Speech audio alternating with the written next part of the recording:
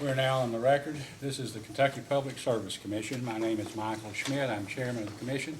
Seated to my right is Vice Chairman Robert Cicero, and to my left, Commissioner Talina Matthews.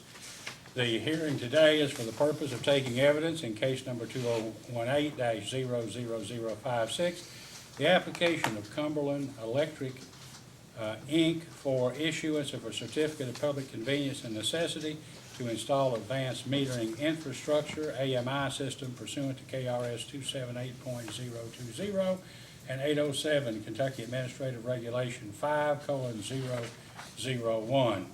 The party to this proceeding is Cumberland Valley Electric Inc. There are no interveners.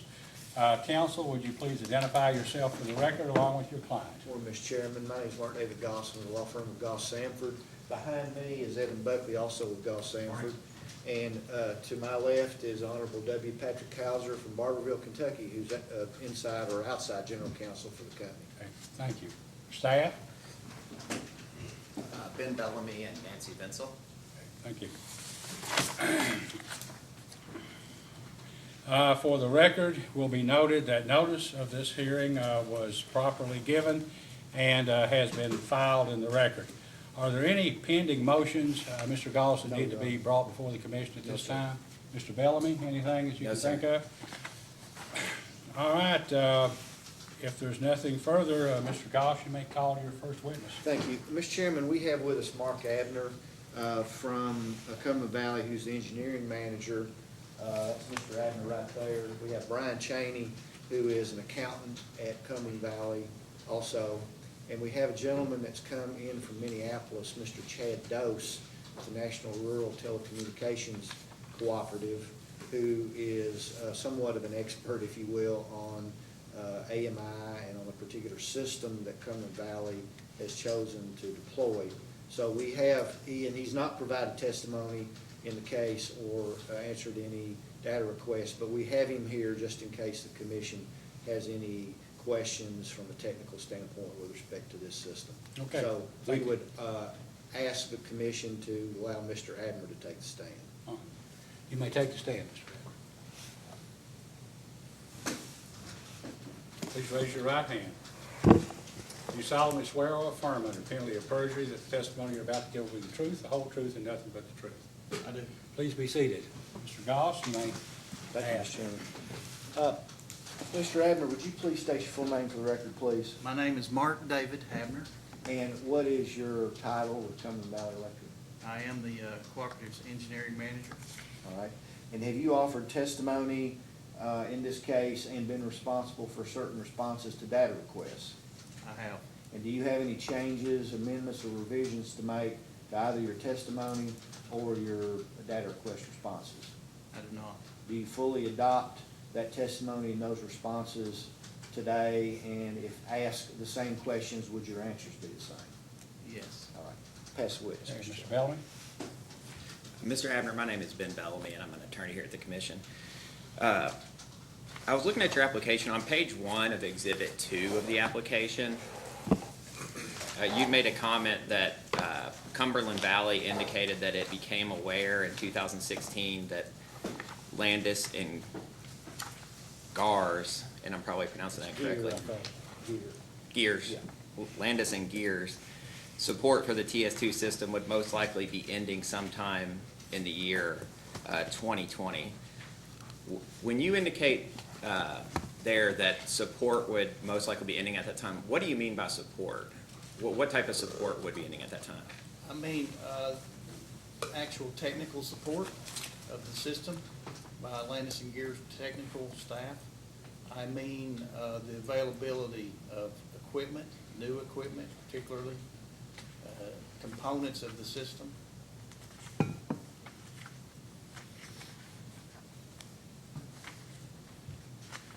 So when you refer to support, you're referring to technical assistance provided by them to assist you all to maintain the system as well as the ability to procure parts for the system? Yes.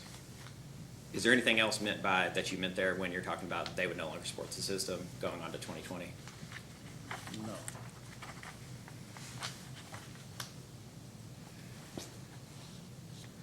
Was there software that was part of the Landis and Gear system? Yes, And that system is what's referred to as a PLC system, is that correct? that's correct.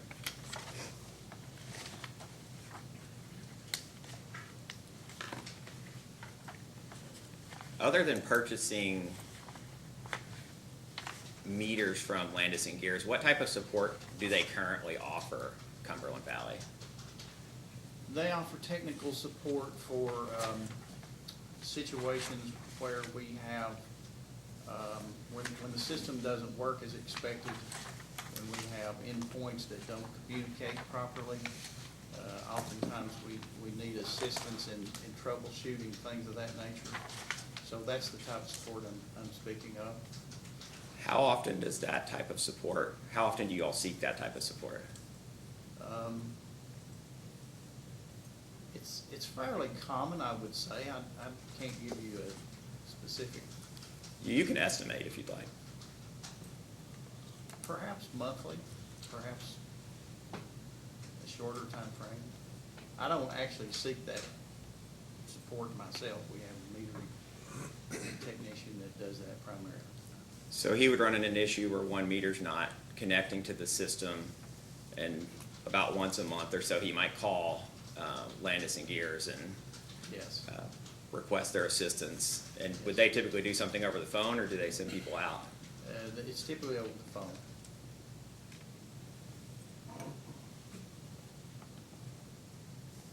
Do they ever come out and physically work on the system? There have been representatives from their company, probably contractors that have in the past, but that's atypical.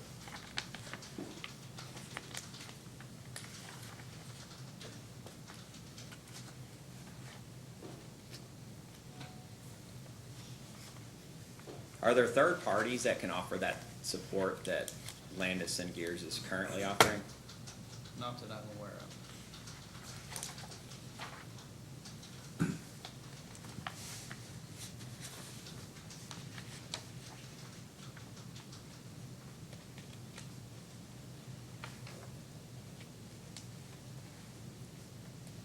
How did you become aware that Landis and Gears, or it's anticipated that they would no longer be offering support for the system in 2020?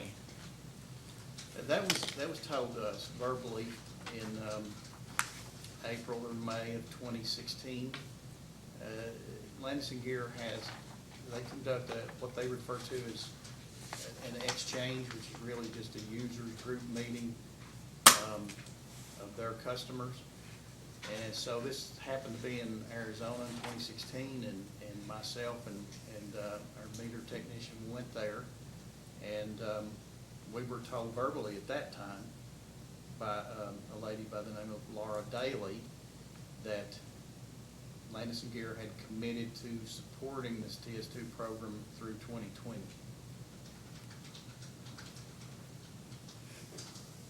So she indicated that they committed to support it through 2020. Did she also say that the support would be ending at that time?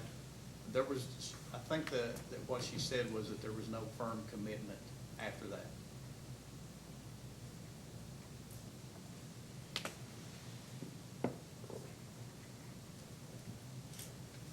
What was the context that came up? Well, it was just myself and Chad Ferguson, our meter technician that works with us, and her, and perhaps one or two others who I just remember. But it was a conversation, a small conversation just between us three primarily. And what is Laura Daly's position? I don't recall that.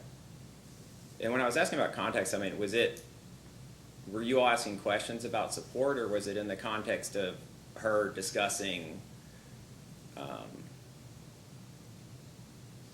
I guess, possible additional Landis and Gear systems that they might be able to offer you?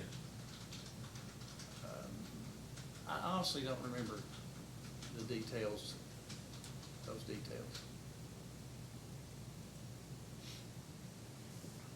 Do you know if she's a technical support person, or is she a salesperson, or do you know? I don't recall her title.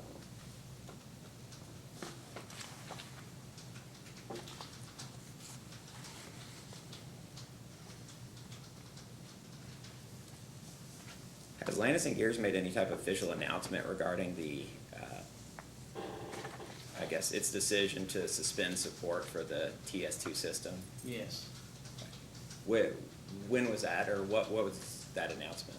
Well, what I have is a fact sheet, frequently asked question sheet, that details some of that information as to how they would end this program.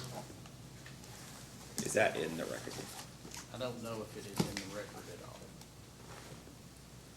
all. Where did you obtain the frequently asked question sheet from? I think a peer at another co-op provided that for us.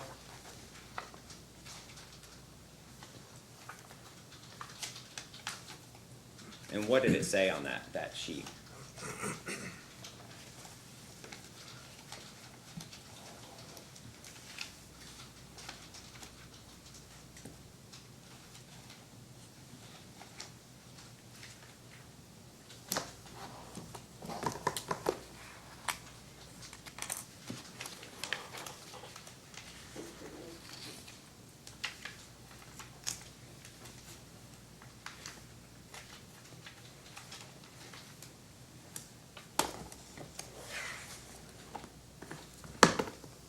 If you don't, do you have it? If you don't have it with you, you don't know what it said, you can perhaps provide it as a post-hearing. Well, if I can find the right binder, we'll see. Yeah, here it is. So it says TS2 end of sales facts, FAQs. Would you like for me to read it? Sure.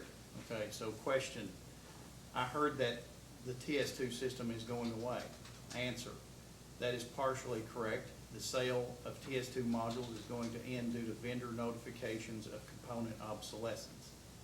However, TS2 network equipment will continue to be available. The TS2 system will remain supported at Command Center through 2022, and the support is available through 2022.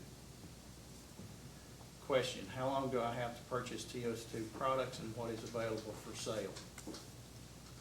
The last time buy will close on October 31, 2019 for the following equipment. TS2 Focus AL, and it lists some part numbers here. TS2 Focus AX/AXSD, and some part numbers. The TS2 4SE, and a part number. TS2 KV2C, and part numbers. TS2 Load Control Switch, part number. You must take delivery of this product by March 31, 2020. What are my options for an upgrade? You may want to consider Gridstream RF and/or PLX going forward, as the added features and benefits are significant. Your TS2 can remain in place while you transition, and your technical team would be happy to sit down and review options. Question, I want to continue to use my TS2 network. Can I get replacements? Answer, the PLC 3000 collectors and transformer coupling units will remain available as they are compatible with TS2 and/or PLX.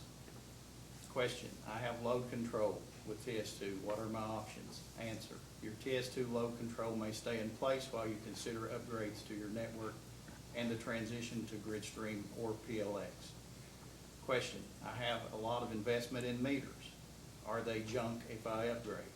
Answer, Landis & Gear has introduced new Focus AXE/AXE-SD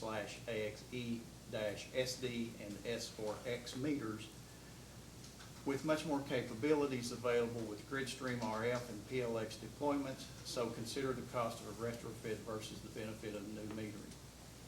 Question, I have all my substations upgraded to TS2. Do I keep adding or replacing TS2 meters? What are my options? Answer, option 1, stay with TS2, but understand that its capabilities are limited, and any endpoints you purchase under this last time buy opportunity are an investment in a 12-year-old technology. Option 2, take advantage of your current investment and Landis & Gear's reputation in the marketplace to consider a migration to their latest generation AMI systems and meters. Question, I have begun the migration to Gridstream RF or PLX, but won't have my TS2 system replaced before October 31, 2019. Sir, how much longer do you have? I'm just curious. Oh, this is near the end. I guess you can go ahead and finish. Should I continue? Could you provide that maybe as opposed to hearing Sure. data requests as opposed to reading the rest? We're happy to provide it right now. We have one Okay. copy, we can make copies for everyone. Okay, we can make copies at a We break or didn't something. realize it would be even an issue, we would have copies for everybody, so we're happy to do that. As a matter of fact, I can send Evan out and make copies now if you'd like to see it. Would that Okay, be why don't you go ahead and satisfactory? do that? Okay.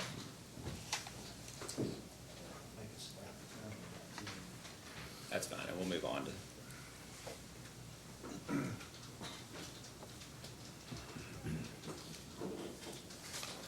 Could you,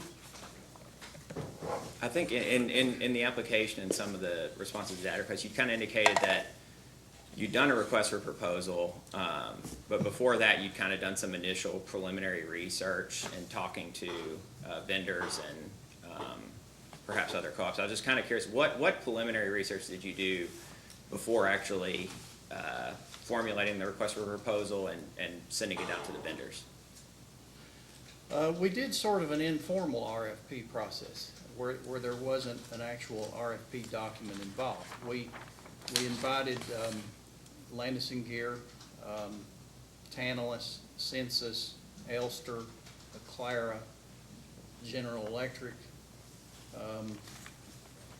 several of most all of the leading vendors, at least as far as we knew at the time, to come and present their systems to us and to even go so far as to take a look at our data as far as where our meters are located in the world, taking into account the terrain and the topography that we operate in. And so they came back to us with actual proposals with pricing. And so each one came in and presented the results of their propagation studies and their proposals. And so we went from there on that round, on this sort of informal RFP. So prior to doing the RFP, you kind of reached out informally to the vendors and kind of asked what they could provide to you, and they came back with various proposals. Does that accurately reflect what you just said? Yes. Did you reach out to any other cooperatives or other utilities in the area? We did. Tell me about that process a little bit. So, we did do some field visits. One of them was with a cooperative in Maryland that was running one of these systems and who also used the same other software vendor as we do for billing and accounting and things of that nature in the office. Let me stop you just really quick. Is that before you did the RFP? That one was, and Okay. perhaps they all were.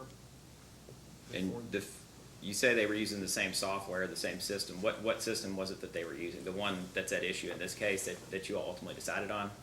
The one in Maryland, they were using the system that we decided on. And they were also using other software that we use. Go on. I'm sorry to interrupt. I was just trying to clarify. So we also visited 2 Kentucky co-ops. Those were Fleming Mason and Kenergy. Both of those have been involved in the same thing as selecting a new AMI vendor.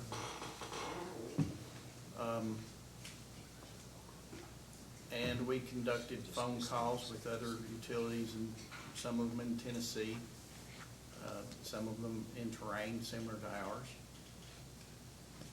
What kind of information were you looking for from these other utilities and cooperatives? Namely, who they're using, how they decided on using them, how it was working for them, things like that. From talking to the various other cooperatives and utilities, what was, I guess, whether it was a formal conclusion or what was it that you all concluded from that regarding, what would work best for Cumberland Valley?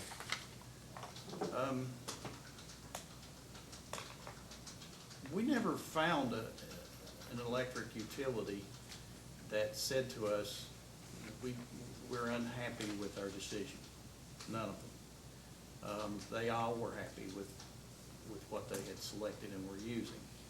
But it was there really other points associated with Silver Spring that, that we liked and that persuaded us to select Silver Spring. Not to mention the cost. Did any of the other utilities using Silver Spring? Yes. Which ones were using that system? Well, I can't give you a complete list of all of them, but there are some big ones. I just meant that you had spoken to, actually, though. The ones we spoke to was Chop Tank Electric in Maryland. They are a cooperative.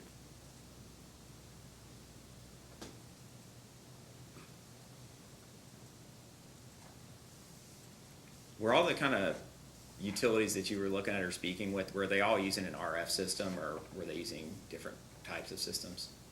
They were RF.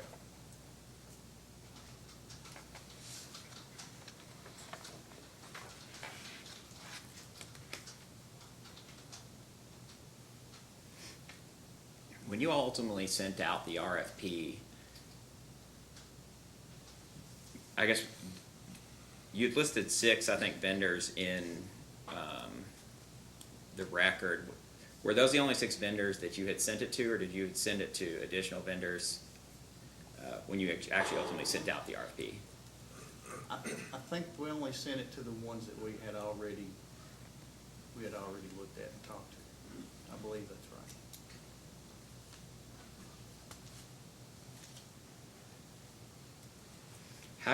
How did you identify the potential vendors to which to send the RFP to?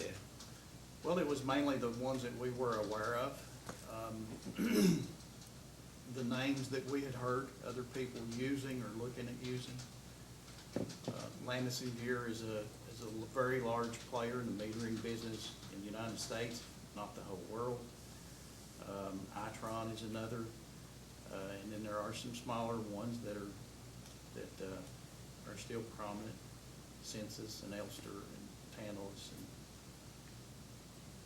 So you chose the vendors based on, I guess, your kind of past knowledge in working with vendors and also in communicating with the other utilities and the other cooperatives. Yes.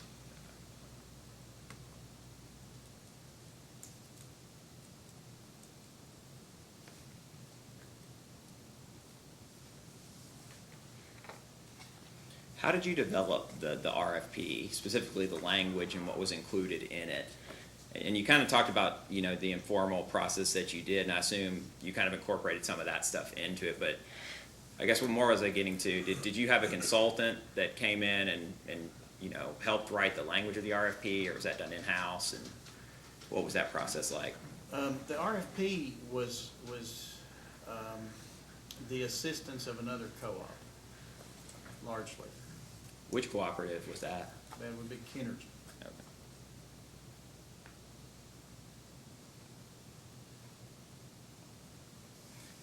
And how did that come about that they ended up assisting you all right in writing the RFP? It came about when we visited with them. We learned that they were in the process of deploying an AMI system, and so it's an in-state cooperative, so we drove out and set up a time to meet with them, and they were very helpful and hospitable, and they had developed this particular RFP and agreed to share it with us, and so we primarily used the language in that with some modifications.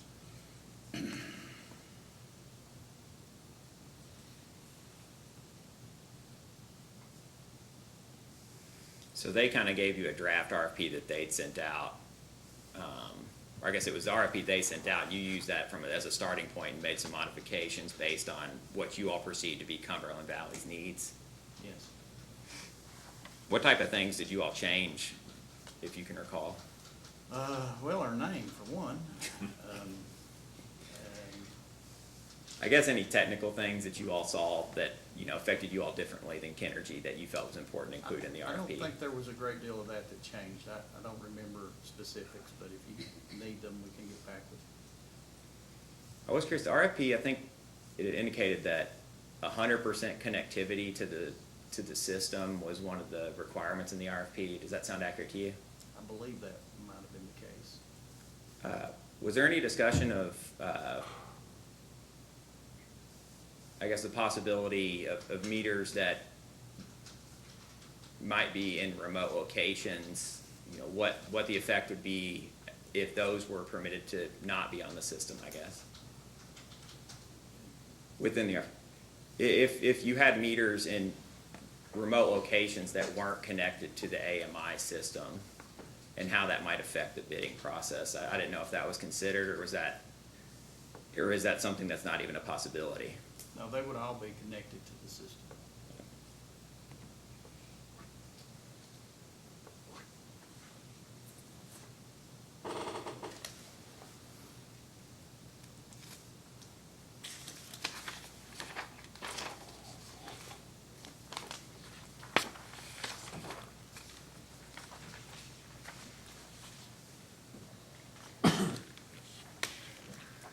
And I'm kind of going to refer to Exhibit 8 to the application.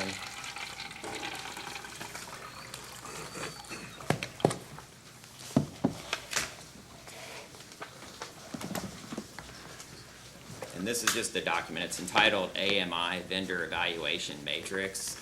Are you, I'll let you turn to it.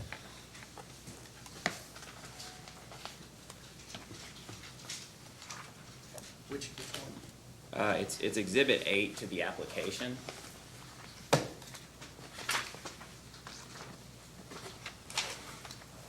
got the application exhibits. Thought so, but I don't. May I approach the witness, Mr. Chairman? Right.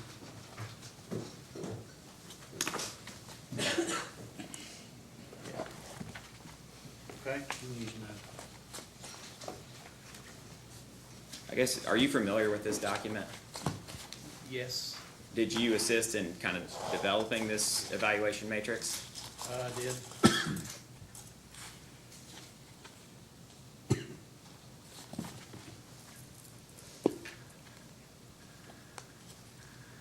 Is this what you, or is this what Cumberland Valley used? The matrix and the, I guess the data points in this matrix, was this what Cumberland Valley used to evaluate the various proposals that came in from the vendors? It is. Was there any other criteria that were used, or that was used to evaluate the bids?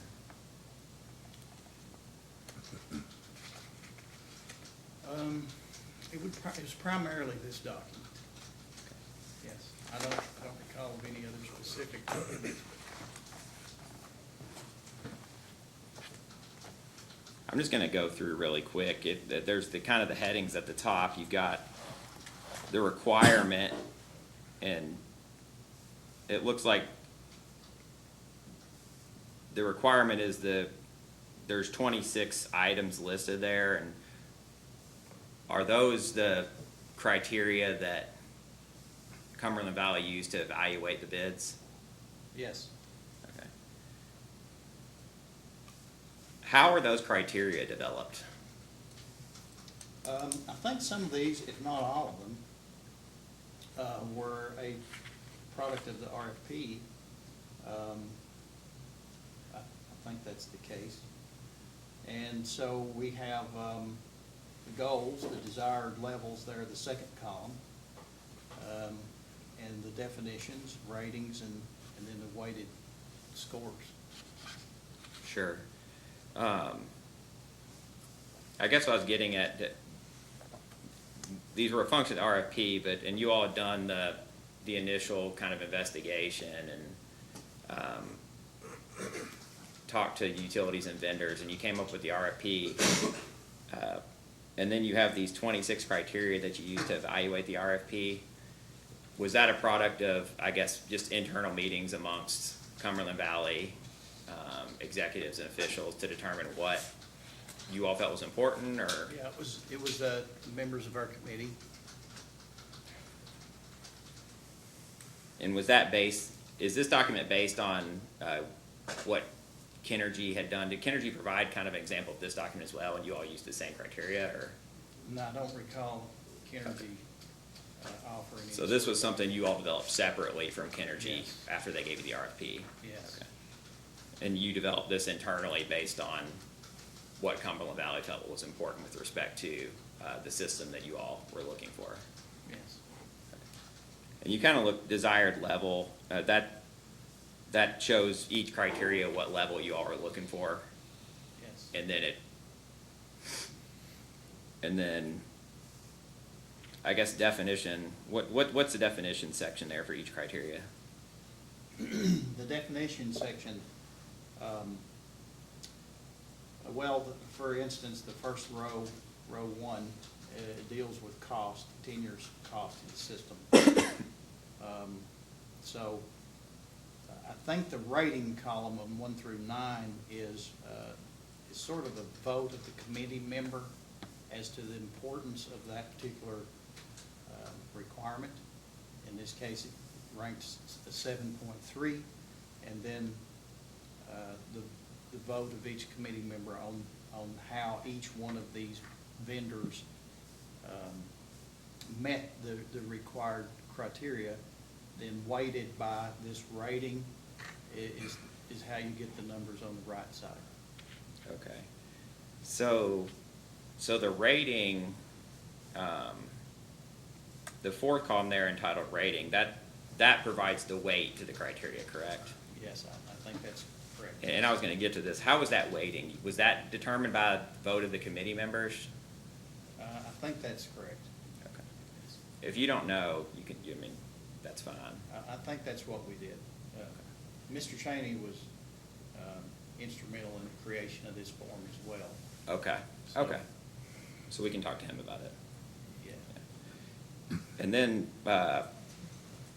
you've got the ratings over here, and the ratings are where you felt each proposal fit within the definition, is that correct?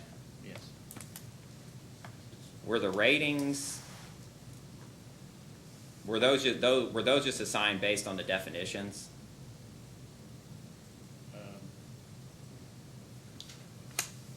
And what I mean over there, it says L and G rating, 1 in the first column, and then 4, 3. You see that in line 1? Yes. And it has 3, I guess, vendors, and then it has 1, 4, 3. Right. So if the proposal came in above 6 million, that was an automatic 1. So is that why L and G got a 1? Yes. Okay. So these numbers, after you set the definition, are these numbers over here in these 3 columns based on the objective definitions? Objective definitions, yes. And then for the weighted score, you multiply the rating 1 through 9 times the rating that each vendor received? Yes. Why, in Exhibit 8 that's provided, you all had indicated that there were 6 vendors that had responded. Why are there only 3 that are listed on the vendor? 3 of those were eliminated pretty quickly, primarily because of cost. Okay.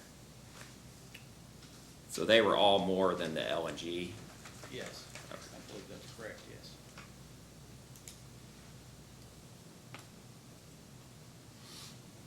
And then, so you basically took the 3 lowest cost and applied the evaluation matrix, is that what you're indicating? Yes. I could add that Go ahead. one of those 3 that was eliminated, we learned from good sources that they had been involved in litigation over meter failures. So, Which one was that, out of curiosity? I'm not sure I should say that, I don't know. That's fine, if you don't know, it's fine. I mean, I know, I'm just, I mean, I'm sorry, I don't mean to talk to the witness. He's looking at me, I shouldn't be speaking to him. Your Honor, I'm sorry. It's fine, it's not a big deal. We can provide, if that's really important, we can provide that after the fact, okay? Yeah, fine. Yeah, it's fine. Go ahead.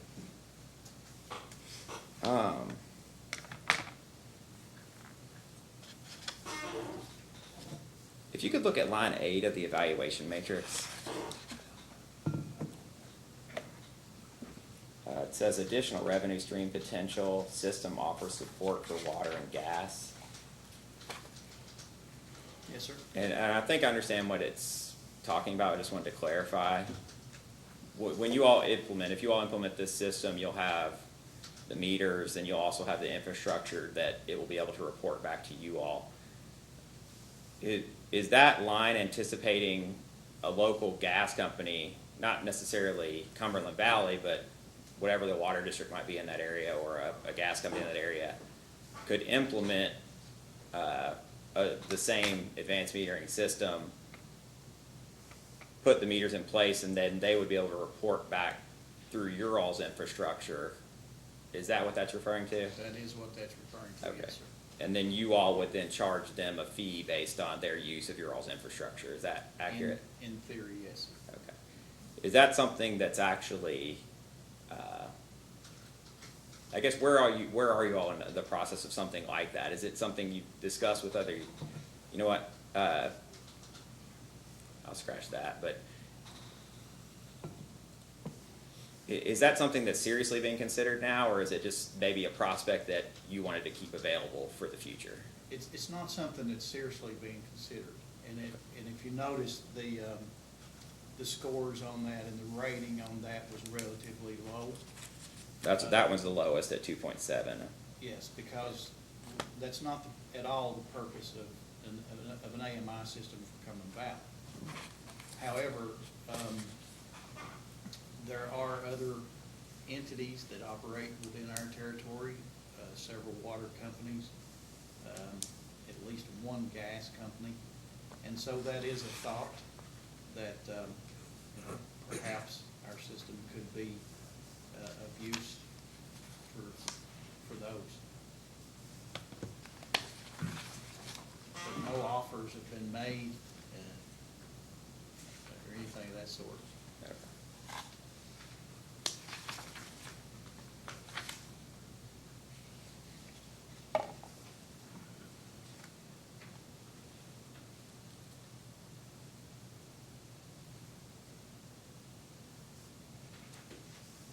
Have you all made any kind of estimate about any kind of potential earning from that, or We have not. offsetting your all's cost? We have not.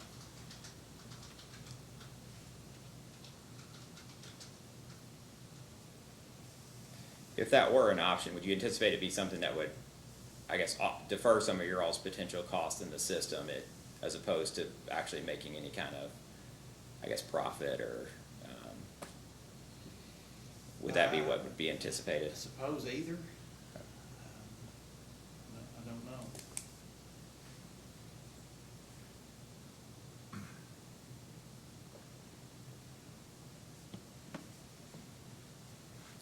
How did Cumberland Valley ultimately select the Silver Springs network as its vendor? It's just, you said you applied this matrix and they came out on top. Was that just kind of the end of it at that point, or? Well, there were some things that, that got our attention fairly quickly. Firstly, I would note that they don't build themselves, Silver Spring doesn't build themselves as a metering company. They do not manufacture meters. They build themselves as a network company. So when we were introduced to Silver Springs, we were told that they are not a metering company, they're meter agnostic. There are, I believe, 7 different meter manufacturers whose products are supported by their technology.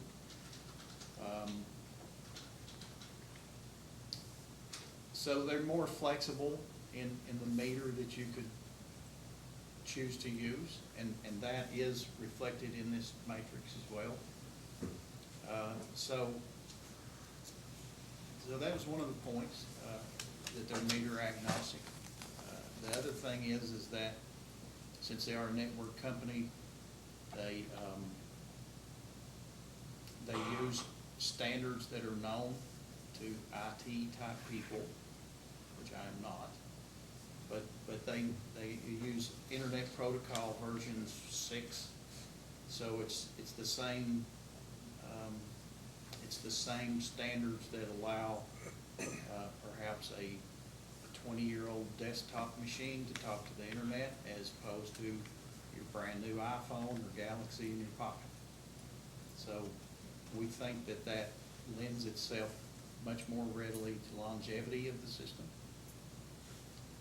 That alone, they have not produced a new generation of products that are incompatible with their first generation insofar as communication goes.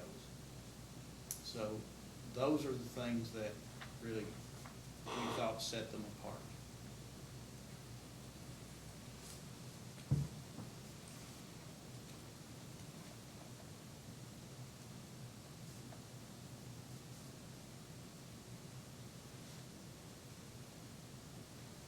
Could you kind of explain why Cumberland Valley chose an RF network system rather than a PLC network system? Well, there are many more options for RF available now. All of the ones that we invited to respond to our RFP or our informal process before that had RF systems. Landis and Gear, for instance, their TS2 system that we've already talked about here, they had not sold that in the 4 years previous to the fall of 2015. And they had developed a newer power line carrier system, but insofar as I know, it's not selling that well either, and their efforts have been to develop their RF mesh technology as well as most all of these other companies. So there's a much more limited number of vendors that are still working on in the power line carrier space.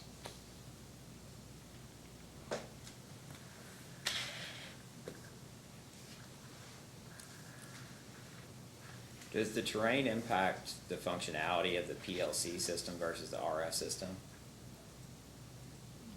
Terrain is not as much a factor for PLC, if any.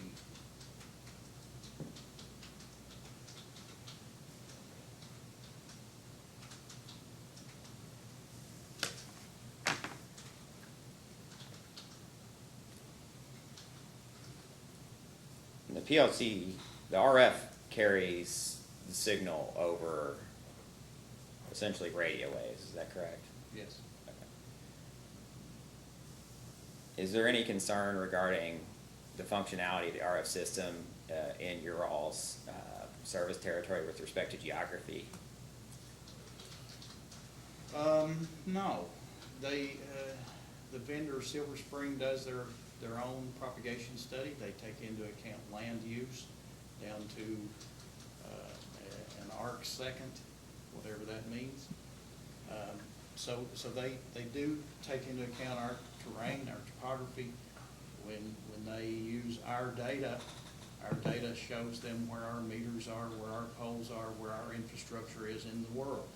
So they had the capability to model that and to produce a propagation study that would, at least on paper, seem to work. So it's just a matter of the design of the system. Yes, rugged terrain is more challenging, as I'm told, but there are ways to mitigate it with the proper design tools that you use to design the system to make it work.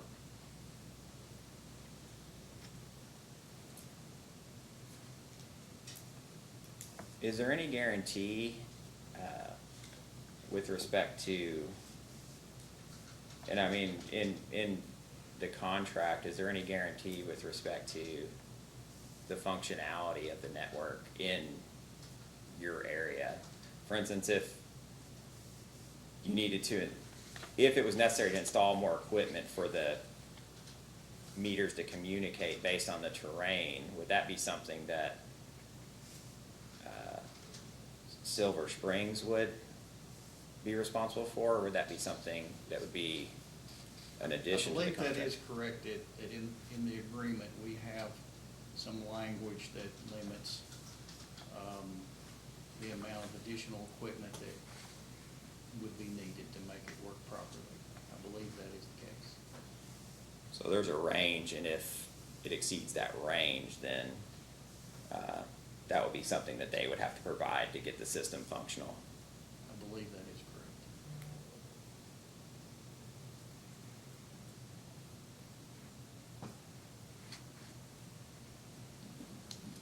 So before you go any further, if that's not in what's been provided, that should be a post-hearing data request. I'd like to see what type of warranty or guarantee there, and what equipment that they have to provide and what they're providing.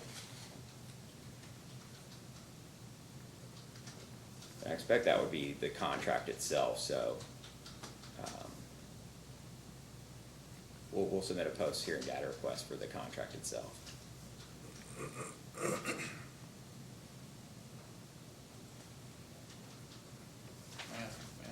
Add one thing to that. There may be other Go ahead. witnesses here that know that more definitively Okay. than I.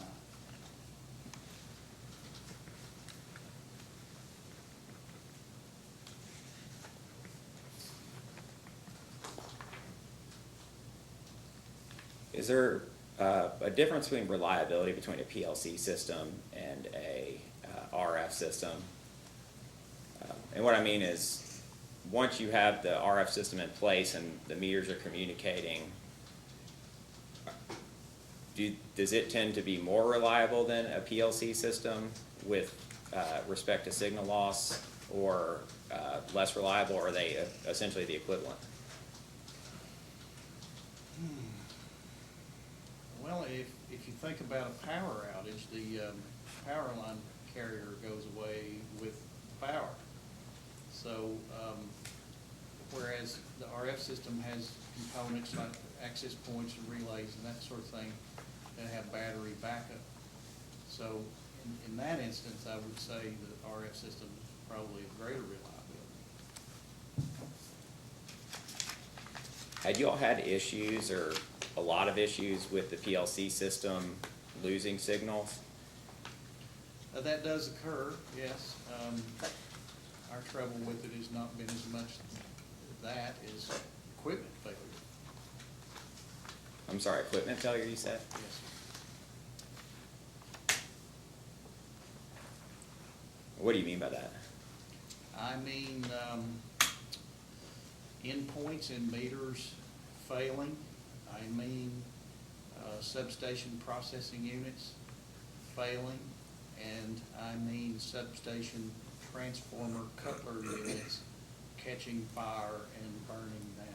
So the Landis and Gear system essentially just failing, the components themselves failing on you all? Yes, that has Okay. been an issue.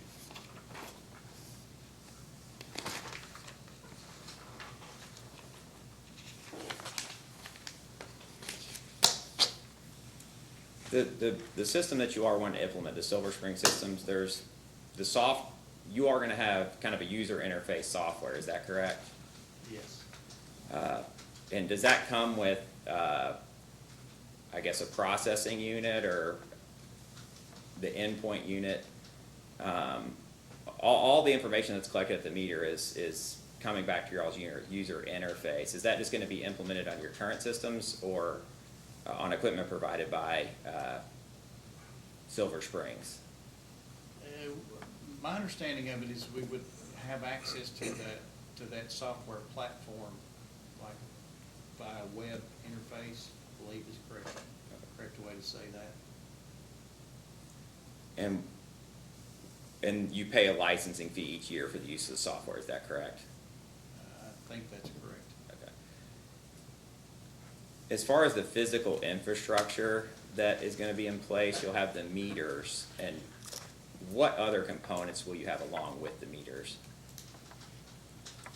Besides the meters, they're primarily relays and access points. Relays are between access points and meters. And the access point is the device that is connected to the company network that delivers information to the office. So the meters will collect information, send it through the meters themselves, through the relays, and ultimately to the access point, which connects to the online software system then you all interface with it back at your office, is that correct? I believe that's correct. Okay. So with respect to the meters, what is your all's estimate of the useful life of the meters? I don't know that we have manufacturer's estimates of that. But I think, in my opinion, they would have a useful life of 12 to 15 years, What's that based on? if not longer. It's based on the fact that they're an electronic device nowadays instead of mechanical meters like we've seen in service for a century.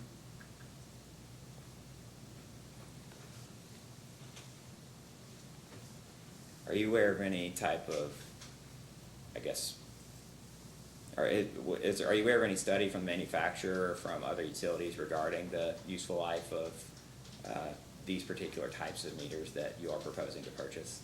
No, I'm not aware. So as opposed to hearing data request, I'd like to know if you contact the manufacturer and find out what the useful life of the meters are in their estimation. Is there a warranty that goes along with the meters? There is.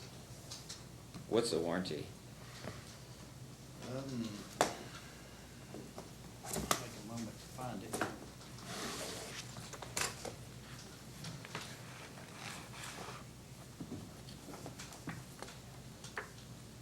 I think it's Exhibit 4, page 1 of the application.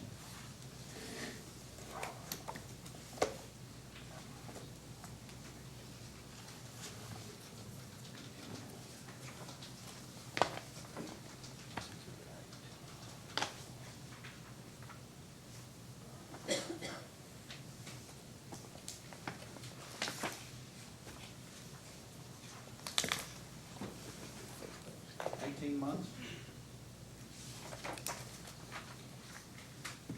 And is that the period that they guarantee the accuracy without any, I guess, testing and service of the meter, or do you know? That's the period that would cover the actual device against failure.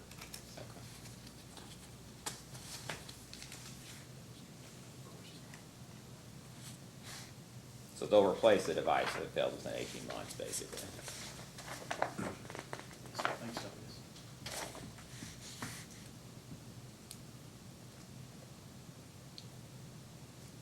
As part of this, you are also requesting a deviation from the, I guess, the testing requirements. Are you aware of that? Yes. Okay. And I'm looking at, if you have it in front of you, I'm looking at Cumberland Valley's response to staff's first request for information. It's item 8. If you don't have it, I have a copy. I think so. First request.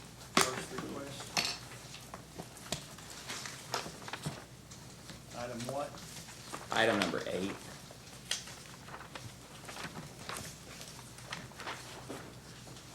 Okay.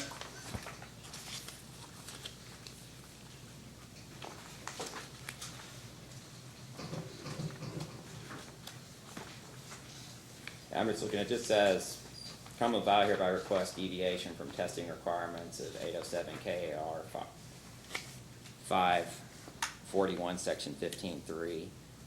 Are you aware generally that regulation requires testing when a meter is put in place, periodic testing, and then testing when a meter is removed from service?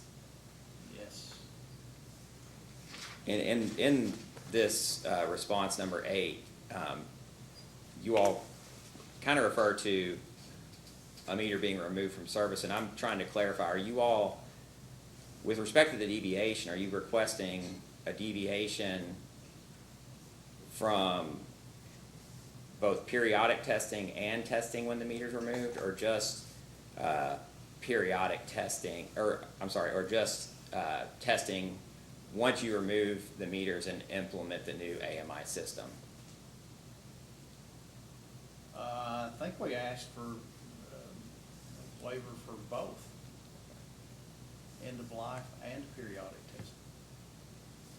With respect to your periodic testing, how often are you all doing the periodic testing? Annually, So you annually test every meter, or, no, okay. A sample of meters? no. It is the meters that are due a test pursuant to 8-year cycle. Okay. So you all are implementing and I guess I should go back. You all have estimated that it will take about 2 to 3 years from the time the project begins to complete the project, is that correct? Yes,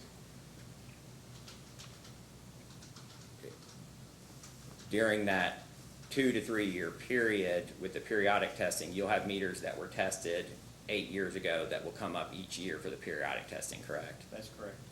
And then as the meters are taken out of service, you're gonna remove every meter from service, which will be approximately 23,000 meters. Yes, And if you were subject to the testing upon removal, then you would also be testing 23,000 meters during that period upon removal, is that correct? yes. Okay.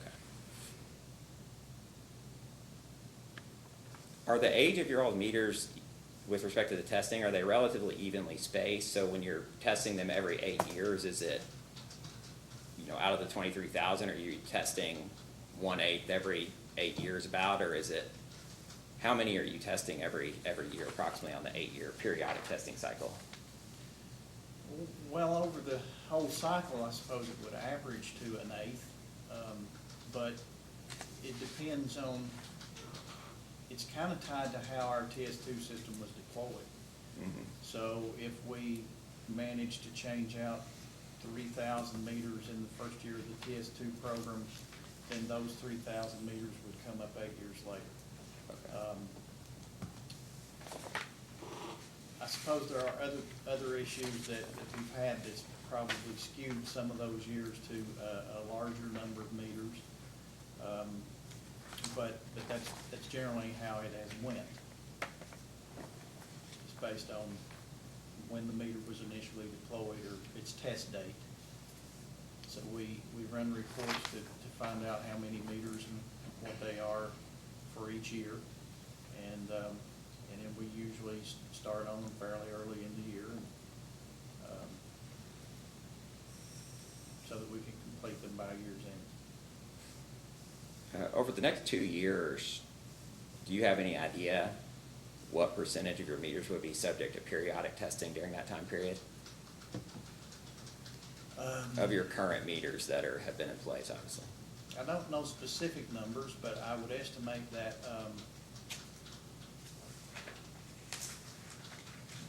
perhaps as many as a fourth. Okay. I guess as a post-hearing data request, could you provide perhaps that number over the next 2-year period, beginning in June of this year?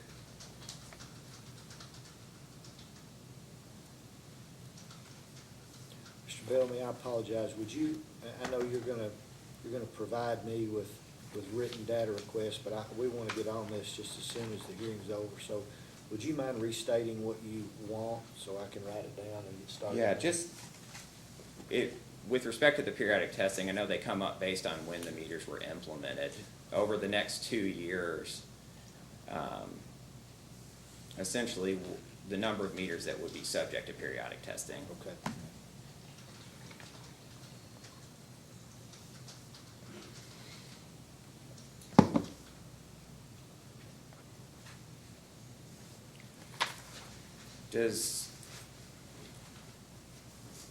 And I'm referring back to Cumberland Valley's response to Commission's first request for information, item 13.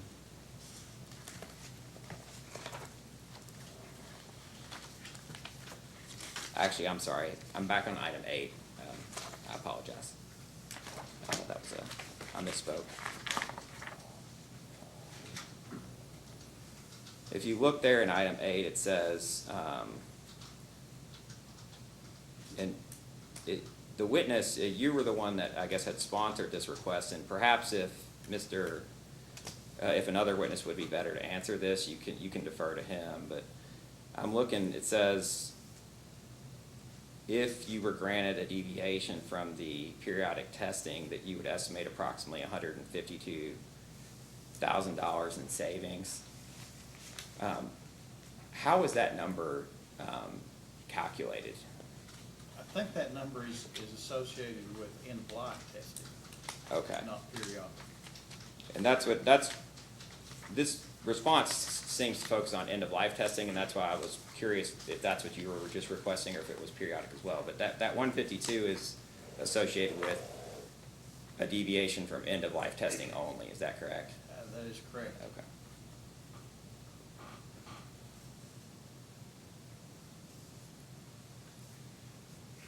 Do you know how that was calculated? It's based on per meter test cost? Yes, it's and- based on a per meter cost. Do you know what the estimated cost per meter test is?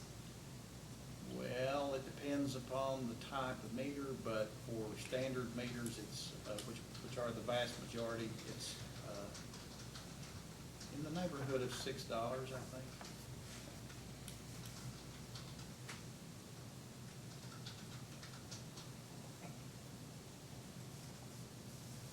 What is that $6 based on? I would say that seems, does someone have to drive over there, pull it out, test it? Yeah, our people, when we do this, we furnish our field people lists of meters that are due to be tested. And so they visit the member's premise, they change the meter, and they bring it in. So then a testing company comes to pick those up, and they take them to their lab, and they test them and do any other thing that may be required, and send them back. And so we use a certain number of meters for a rotation stock. And then, once we get the rotation stock back, then we can continue with the process until it's complete. So the estimated cost of $6 per meter, is that the cost of you all sending it off to this third-party testing company to test it? That's the cost for the third party. It is not the cost associated with our people traveling to each of these meter locations and doing the meter changes. There's no transportation in that, no company labor included in that. Is this the $152,000, is that cost there, is that only including the $6 charge and not including the cost of your all's people driving over and doing the test? I believe that only includes the meter test charge. In this case, you all be removing the meters anyway. I'm sorry, you need to speak up just a little Okay. bit. I'm having a hard time hearing you say that. Sorry. Okay. I'm sorry, Mr. Bellamy, I didn't mean to interrupt you. Oh, you're fine.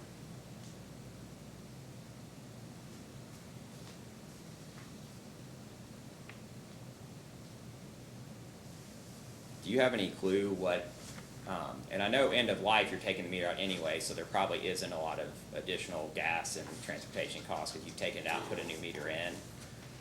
But with respect to periodic testing, for instance, you would have the $6 charge. Is there additional, or do you all have an estimate of what the additional cost is to send someone out to pull it and bring it back to the office and prepare it to be sent off? We do have, I think we do have an estimate. I do not know what that is.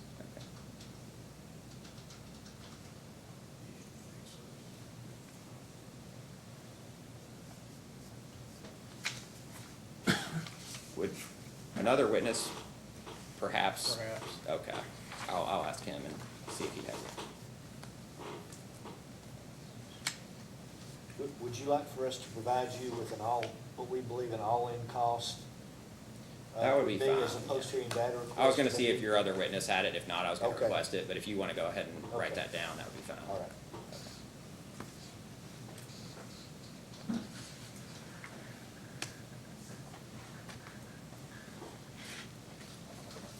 I'm going back again to staff's, or Cumberland Valley's response to staff's first request for information, item number 8.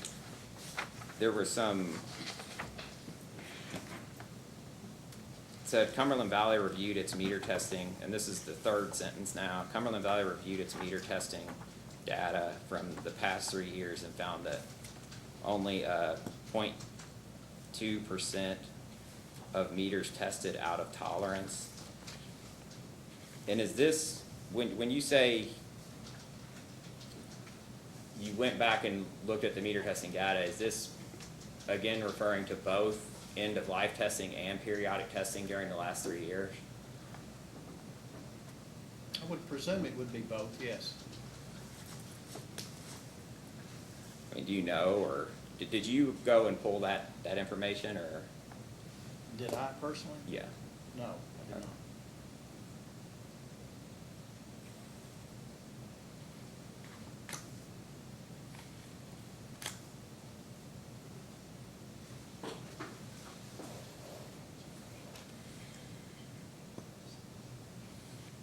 Based on your knowledge of Cumberland Valley system, does that sound accurate with respect to the percentage of meters that test out of tolerance within Cumberland Valley system on a periodic basis and on an end-of-life basis? I think it's reasonable.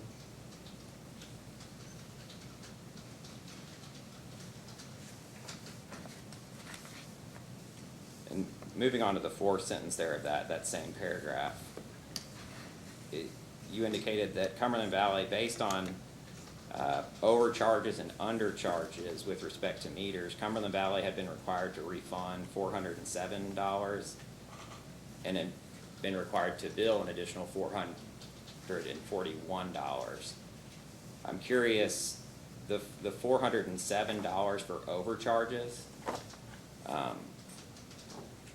if you test a meter and it's out of tolerance and it's overcharged a customer, do you automatically then go back and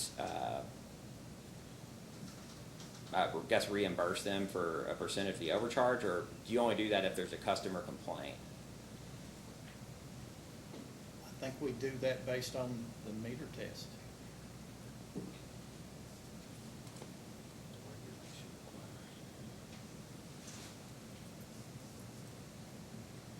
That $411 or $407.12 over the last 3 years for overcharges. Do you know how many meters, generated that amount? I do not. I'm just trying to figure out, is it, 407 meters that were overcharged $1 or 1 meter that was overcharged 407 or somewhere in between? But you don't know the answer to that.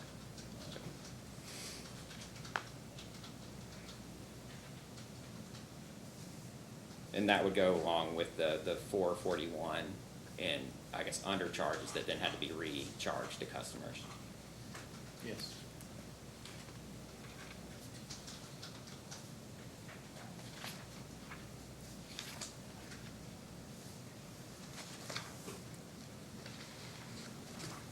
If Cumberland Valley were allowed to deviate from the testing requirements, does Cumberland Valley have any mechanism in place, I guess, to protect customers from being overcharged during the period in which the deviation is granted?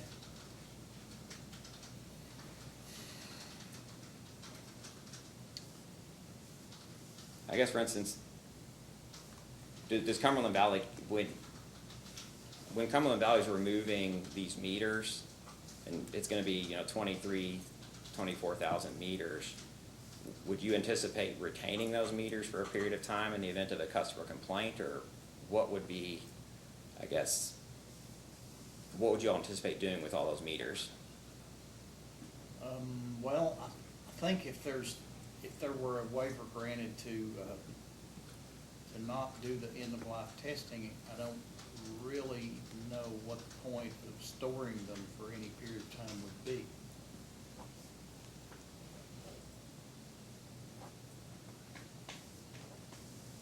Do you all currently store meters when they're taken out of service? Excuse me? Do you currently store meters when they're taken out of service for any period of time? I think we only store them if they're out of tolerance. So if they're tested and they test as being out of the acceptable range, then you'll store them for a period of time. Yes. Okay.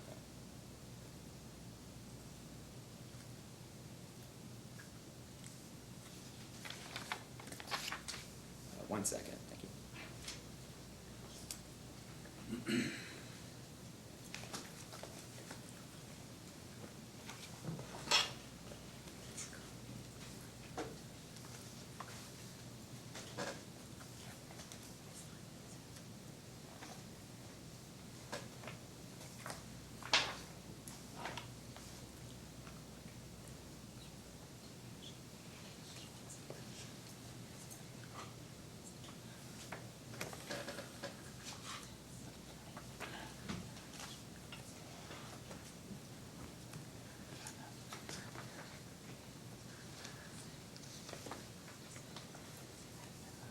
With respect to, we talked earlier, and I think we, made a request for a post-hearing data request. With respect to the contract, that would have the language in there regarding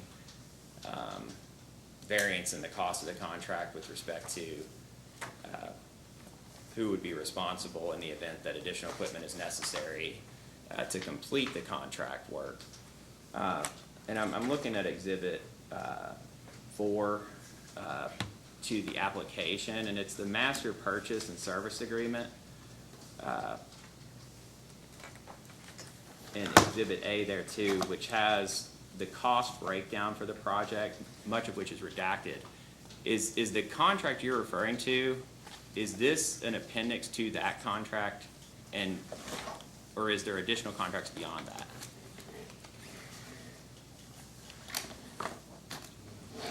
Could you repeat the question, please? Yeah, you know what, I'll give you a chance to look at it, but why don't you go to Exhibit 4 of the application and just kind of take a look at it, and then I'll re-ask the question, so you know where I'm at.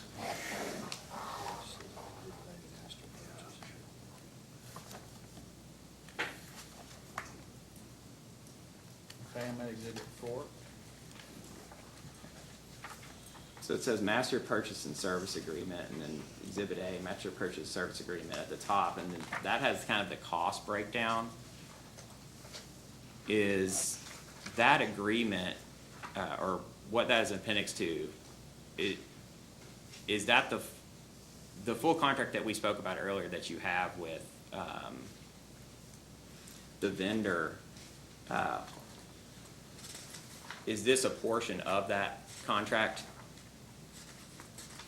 Yes, I think it is. Okay. So when you were talking about what would happen in the event of the need for additional equipment to complete the contract work, would that information be contained in the remainder of that document? Or would there be an additional contract in addition to a portion of which is right here? I don't know the answer to that. Okay.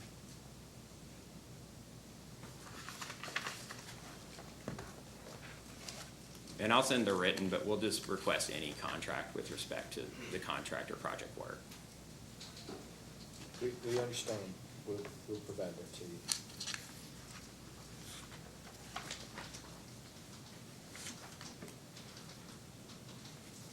I don't have any other questions. Commissioner Cicero?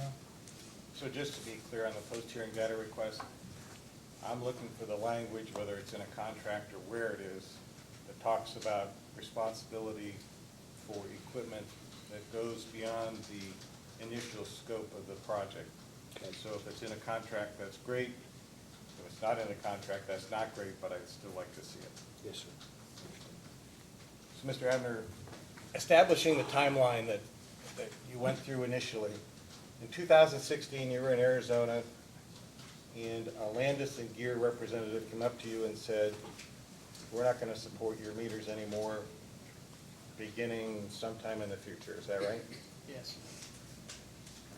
And after that, what transpired for you to decide that you needed to go out and seek new meters for Cumberland Valley? Did Well, you- it was really an event before that. It was our Landis and Gear Regional Sales Representative in our office in the fall of 2015 telling us that previous to that time, they had not sold this technology in the previous 4 years. And then the following spring in Arizona, we learned from them that it wouldn't be supported, that they had no commitment to support it through past 2020. And then what precipitated a frequently asked question, end-of-life letter or brochure that you received? I suppose that was the result of other utilities asking these questions of Landis & Gear. But you didn't actually contact Landis & Gear and say, we've heard two representatives say to us that our equipment is no longer going to be supported. Can you confirm to us what those specific dates are, or what the specific timing is? Or did you just get this letter of?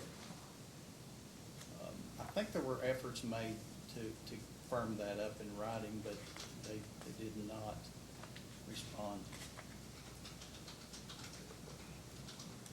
Well, in the application, 2020 is referred to as the end of support, but then you read that frequently asked question and it mentioned 2022, and I'm trying to determine what the actual end of support life is. Do you know?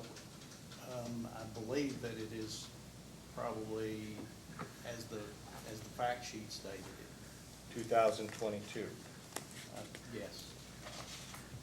Your project is proposed, starts implementation of the new meters in what year? This year? This year. And it's a 2 or 3 year implementation? Yes. So completing when?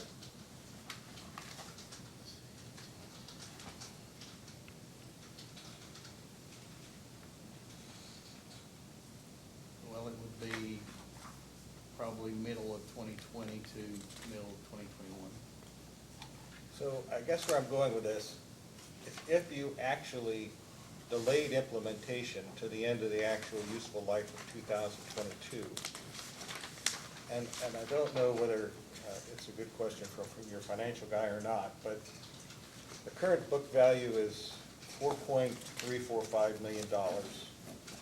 And this capital project is 4.7. Almost, you're going to basically, if it was all written off immediately, you'd have almost the same amount that's going to be left out in stranded assets as you would in what your capital project is.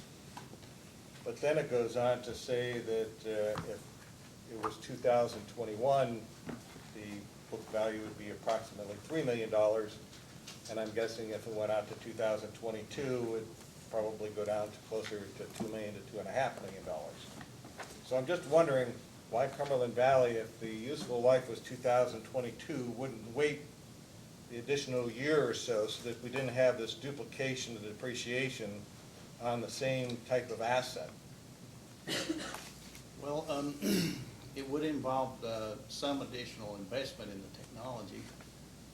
We do have to occasionally buy new equipment to replace equipment that's failed, to be able to furnish electric service to new members as they come on. So it would also eventually entail supporting 2 separate software systems and costs that go along with that. When you say support 2 separate software systems, you're going to go through that process no matter what when you go through end of life, the Landis Gear and the new meter system anyway. So it's just a delay of, if it was delayed 2 years, you'd go through the same process. It would just be 2 years later, and your asset would be depreciated for an extra 2 years without being stuck out there for ratepayers to be paying for the same type of asset concurrently. Is that a fairly accurate statement? Yeah, it seems reasonable. So what is the incidence failure rate for your meters right now? I mean, I saw that you pointed out to Mr. Bellamy 0.2% tested out of tolerance, but what's your actual meter failure rate which requires you to go out and replace a meter? I don't have exact figures for that, but I think that we are replacing meters approximately 50 a month or more or less. Not necessarily because the meter itself has failed, but because the endpoint within the meter that does the communicating has failed. Do you know what the useful life of the meters were when they were initially installed, the Landis gear meters? That varies. Some of those were electromechanical meters, some were solid state meters. The useful life of those are quite different. Would it, can you give me a range? It doesn't have to be exact, I'm just trying to get an idea. An electromechanical meter could last 50 years. Right. Whereas electronic meter probably wouldn't be expected to last more than 15 or 20, depending on its quality. So what, I wanted to go back to a statement that you made that Landis Gear told you that they weren't going to support what was basically a 12-year-old technology. Is that all the longer that the meters that you have in service now, is that, they're saying that that technology is 12 years old and that they're not going to support it anymore? That's my understanding.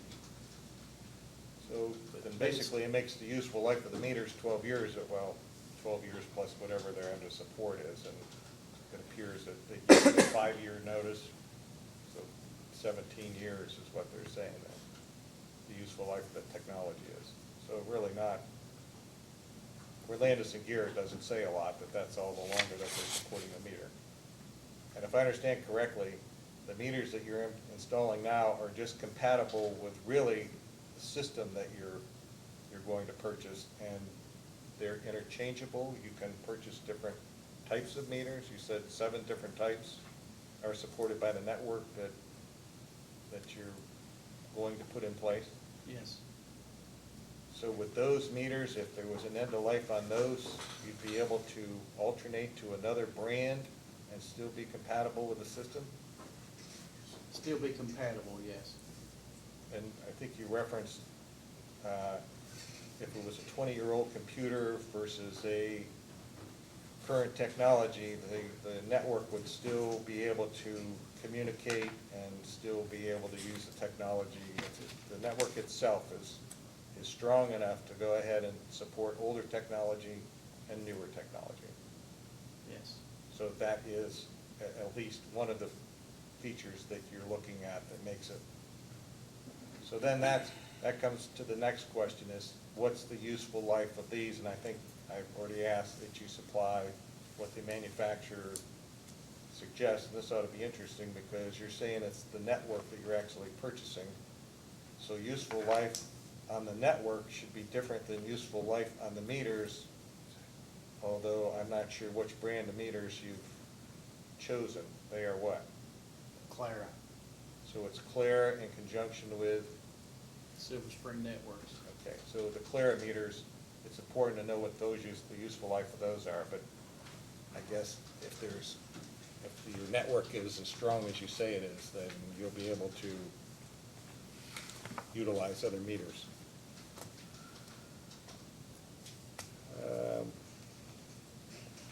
That's really all I have, but it is a little disconcerting about the additional 2 years with the asset being depreciated, basically depreciating both assets concurrently. I don't have any other questions. Commissioner Matthews? Does Silver Spring offer a cybersecurity component? You're hooking a lot of new things up to a network, and you indicated that there's some online interface, so. It's my understanding that it is the best in class. So that it is limited to folks being able to get onto the system Yes. and impact the Yes. reliability. Yes. we- Vice Chairman talked about the meter life, of the useful life of the existing meters, and you said 15 to 20 years for a solid state meter, 50 years for the old electromechanical. But that's really, the issue is as much the communication component of those meters. I believe I heard you say that the meter failure rate isn't all that's causing you to replace meters, it's the communication component. That's correct. We have examples of those things with us if you'd like to see them. Maybe when we take a break. But the point about the failures, when we first adopted, when our cooperative first adopted an AMR system back in the 90s, it was a one-way communicating system, and it worked fairly well, as I understand. The upgrade to that was this TS2 system, and it used a module in the meter similar to the TS1 module. It has been those things that have been quite expensive in failures. But the meter itself, many of them are probably the same meters that had TS1 modules in them. So that meter is quite long-lived. So you went from AMR, which was the one-way communication, to an AMI-ish two-way communication by replacing the TS1 module with the TS2. Yes. It scares me that I actually remember this stuff. Because, I mean, I just did some math on your over and under register and your overcharge and undercharges that resulted. It's less than a penny per customer per year on average if it's $407 over 3 years that you overcharged and $481 over 3 years that you undercharged. It sounds like the meters were registering for the most part correctly. Yes. It's just the communication device is no longer being supported. Yes. And the added concern that if there's power outage, that the PLC doesn't work. Well, the newer systems have much more functionality in regard to outage reporting and restoration. Yes. Okay. That's all I had. I have no questions. Mr. Goss, any regret? Thank you, Mr. Chairman. Mr. Chairman, before we go any further, this frequently asked questions sheet has come up in the course of the hearing. May I approach the Yes, you may. the bench and ask the commission to approve admission of CVE trial exhibit number 1. Mr. Howard, we're going to pass those out.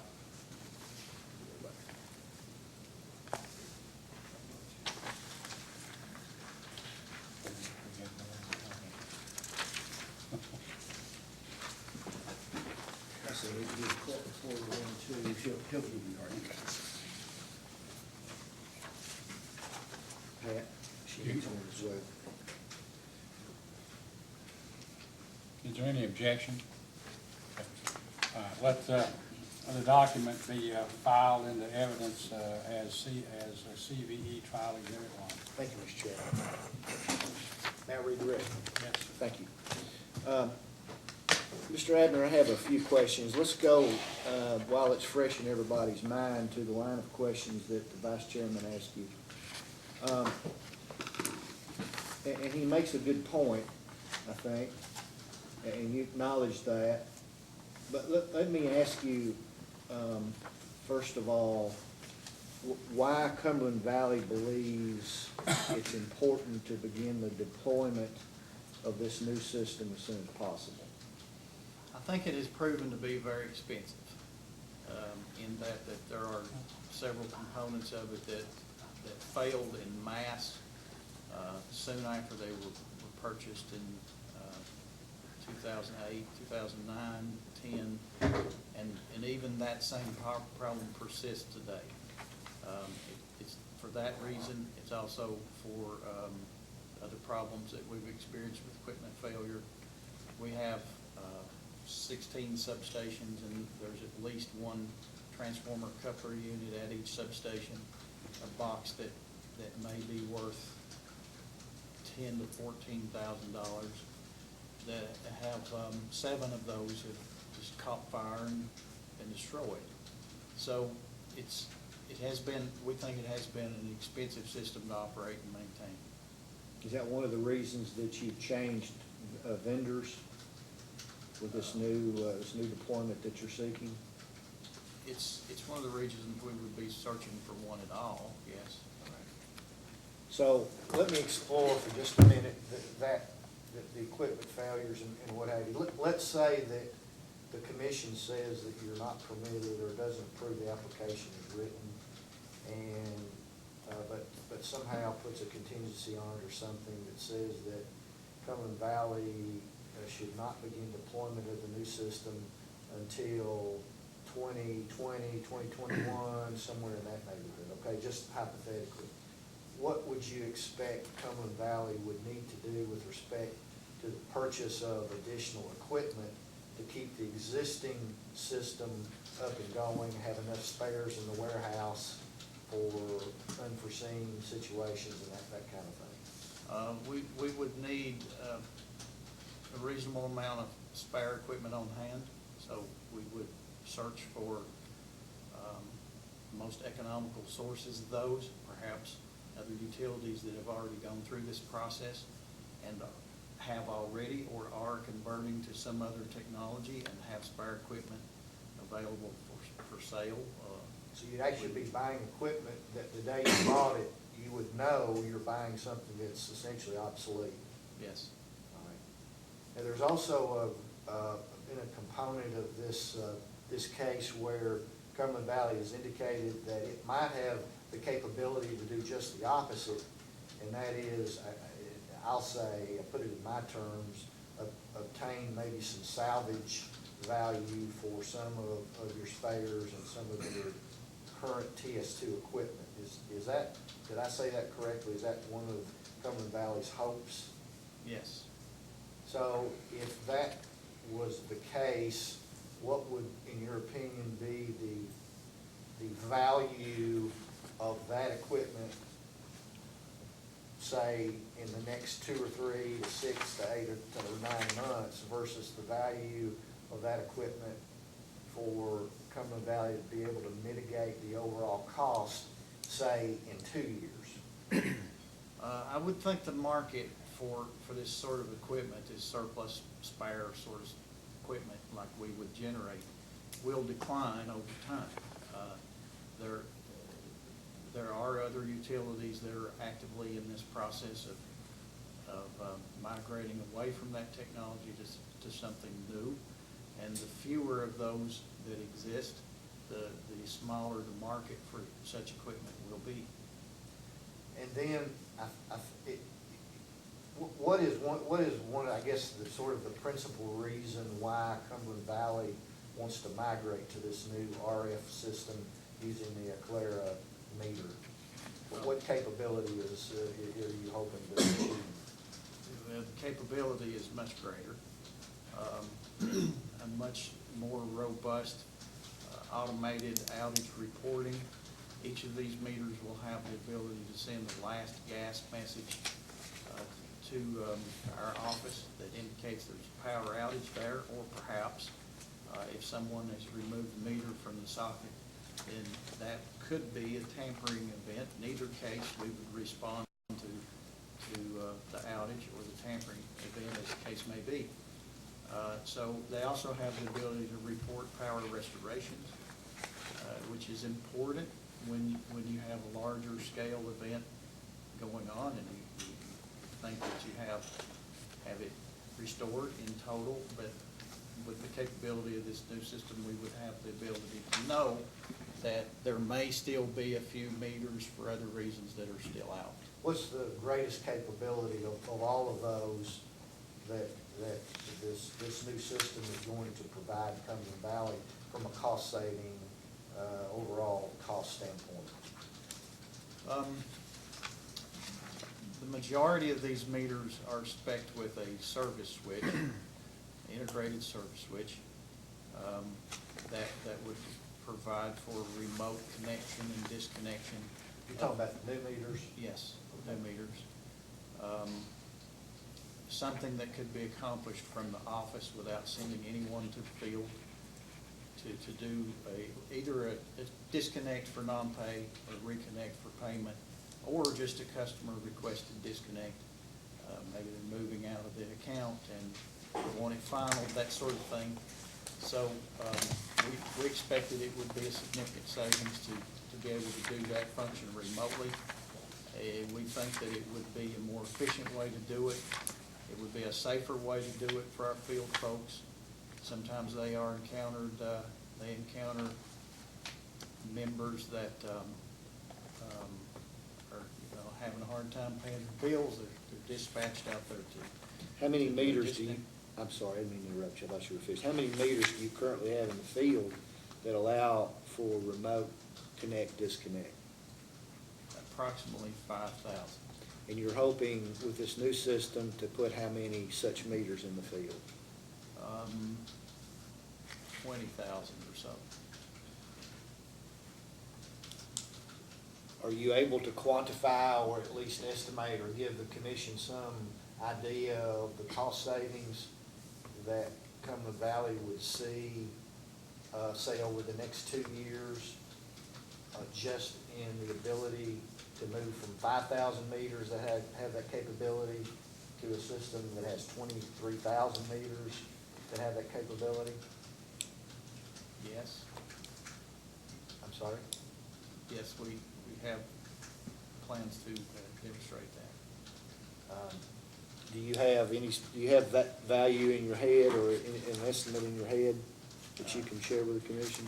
No, not All in right. my head. All right. And Mr. Cheney's? Mr. Cheney's head, perhaps. Okay, all right. Now, I want to refer you to Cumberland Valley Trial Exhibit Number 1, which has been the subject of several questions here this morning. And you read this into the record for the most part. The Vice Chairman asked you about the first FAQ, I think. I heard that the quote, I heard that the TS2 system is going away. Answer, that is partially correct. The sale of TS2 modules is going to end due to vendor notifications of component obsolescence. However, TS2 network equipment will continue to be available. The TS2 system will remain supported in Command Center through 2022, and the support is available through 2022. What does that mean? First of all, what is Command Center? Command Center is the name given to their software platform. So is there a difference between the availability of hardware to keep the TS2 system going and the availability of tech support from a software perspective to keep the system going? Yes, there would be a difference. What is the difference? Materially, or Well, I guess the question is, how long will the hardware, I think this establishes that the software support, there'll be a tech person that you can call and ask a software question through 2022. Am I reading that right? that's the way I read it, yes. And so what about the availability of the hardware to keep the system going? When does that go away? For instance, when will endpoints, according to this, when will endpoints cease to be available to be purchased to support the system? March 31, 2020. October 31, 2019, last time by. October 31, 2019. Okay, that's a year and a half, a little less than a year and a half from now. And what is an endpoint? The endpoint is the communicating device that resides in the meter that's responsible for interfacing that meter to the company's software platform, command center. Mr. Chairman, with your indulgence, I'd like to go through a little demonstration here. If you're interested, it won't take too long. but Certainly, go right it ahead. might be of some help to the commission in terms of their understanding.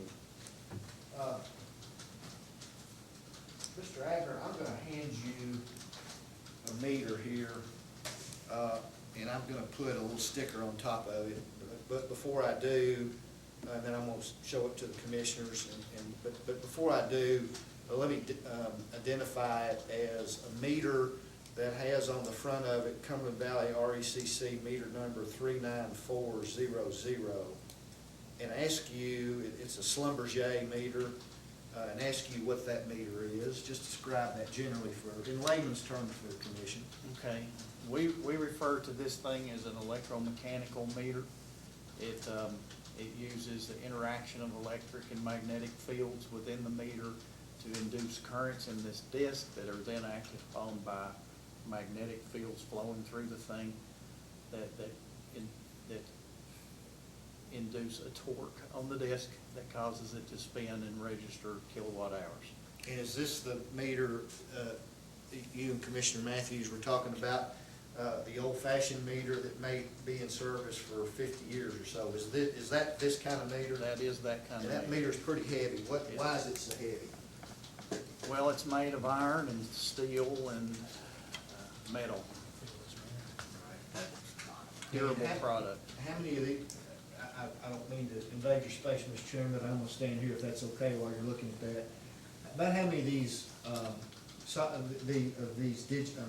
these electromechanical meters do you have, does Cumberland Valley have in the field? Approximately 10 to 11,000. All right. And I see a circuit board in the bottom of this particular meter. What is that? That is the endpoint. All right, so a meter that would have been, that Cumberland Valley would have used, say, in the 60s, 70s, 80s, up until maybe the 90s, would not have had this circuit board in, is that correct? That's correct. Would just be this, Yes. all right? And about when did this circuit board get installed that you're calling an endpoint? Well, the first revision of it was a TS1, and that started, I believe, in the mid-90s at our co-op. I wasn't there, but that's the date I'm And talking. what does that endpoint do? That endpoint has optics. It basically has a light source and a sensor.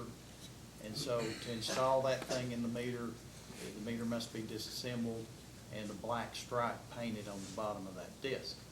So the optics on that circuit board simply sit there and watch the disc rotate. And as the disc rotates, the difference in color with that black stripe causes it to increment a register that should match the disc standard for that particular meter. And so it's basically accumulating watt hours in that endpoint and communicating them to the office. So would that circuit board at some point have been what I call a retrofit into the old style mechanical meter? Yes, And you told me a second ago, and I've already forgotten, how many of these do you have in the field? 10 to 11,000. Afraid that's gonna fall if I leave it there. I wanna hand you, another meter here that is a much lighter meter. And for the record, it says, Cumberland Valley Electric meter number 60324. And this is not a Schlumberger meter, it's a Landis and Gear meter, if I'm correct about that, is that right? That's correct. Tell the commission what that meter is. That meter is what we refer to as a digital meter or solid state meter. Instead of using electric and magnetic fields and coils and windings like the mechanical meter does, it's basically all electronics. So it's Is basically. that what you call a solid state meter? Solid state meter. It's basically a circuit board that does the metrology, it accumulates kilowatt hours. It likewise has an endpoint in it. It's very different from the one in the mechanical meter. It doesn't have optics. It's not watching a disc. So it basically receives pulses from the metrology board of the meter and accumulates its readings that way. I think that is correct. Is this a TS2 meter? Yes, it is. And this is the meter that measures usage over power lines? Yes, communicates over. Communicates over Yes. power lines, I'm sorry. But both of those in your hands are.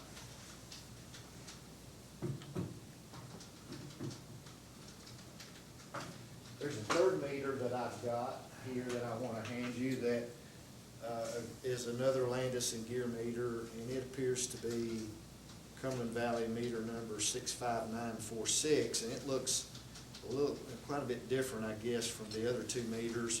Tell the commission what that meter is and what it does. That meter is also a solid state digital meter.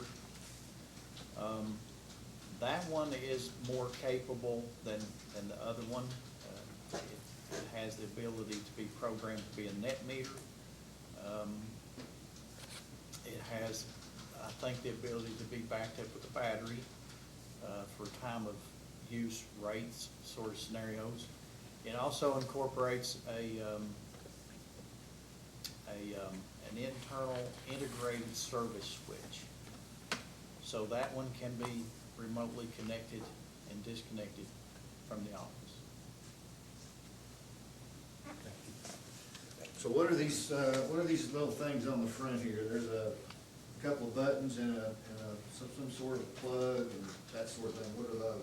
Yeah, there's an optical communications port on the front that lets you connect to it with a laptop or a PC for programming purposes.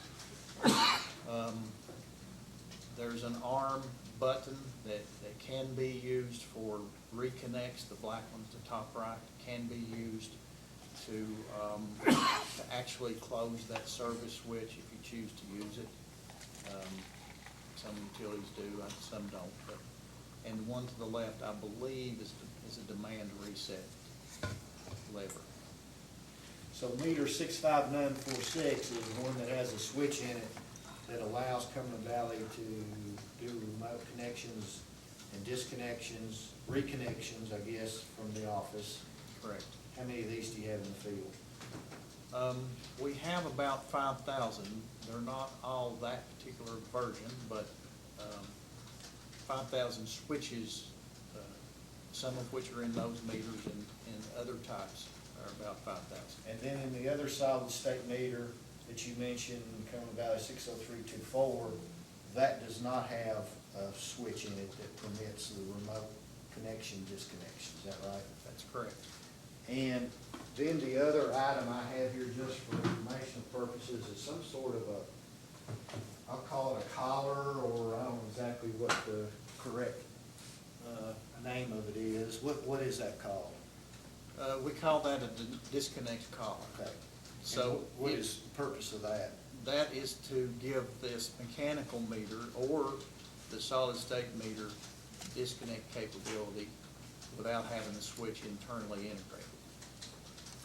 So you would take the old, let's say, the existing meter out of the meter base, put that collar in the meter base, and then plug the meter back into the collar, and that gives you switching capability. That's correct. And how many of these do you have in the field? I don't have a good number in my head for that. The new meters, the Eclair meters are gonna be used with this new Silver Spring system. What are they closest to, I guess, of all these meters that we've been talking about here the last few minutes? The one in your right hand. Yes. Will it look similar to that? It will look similar.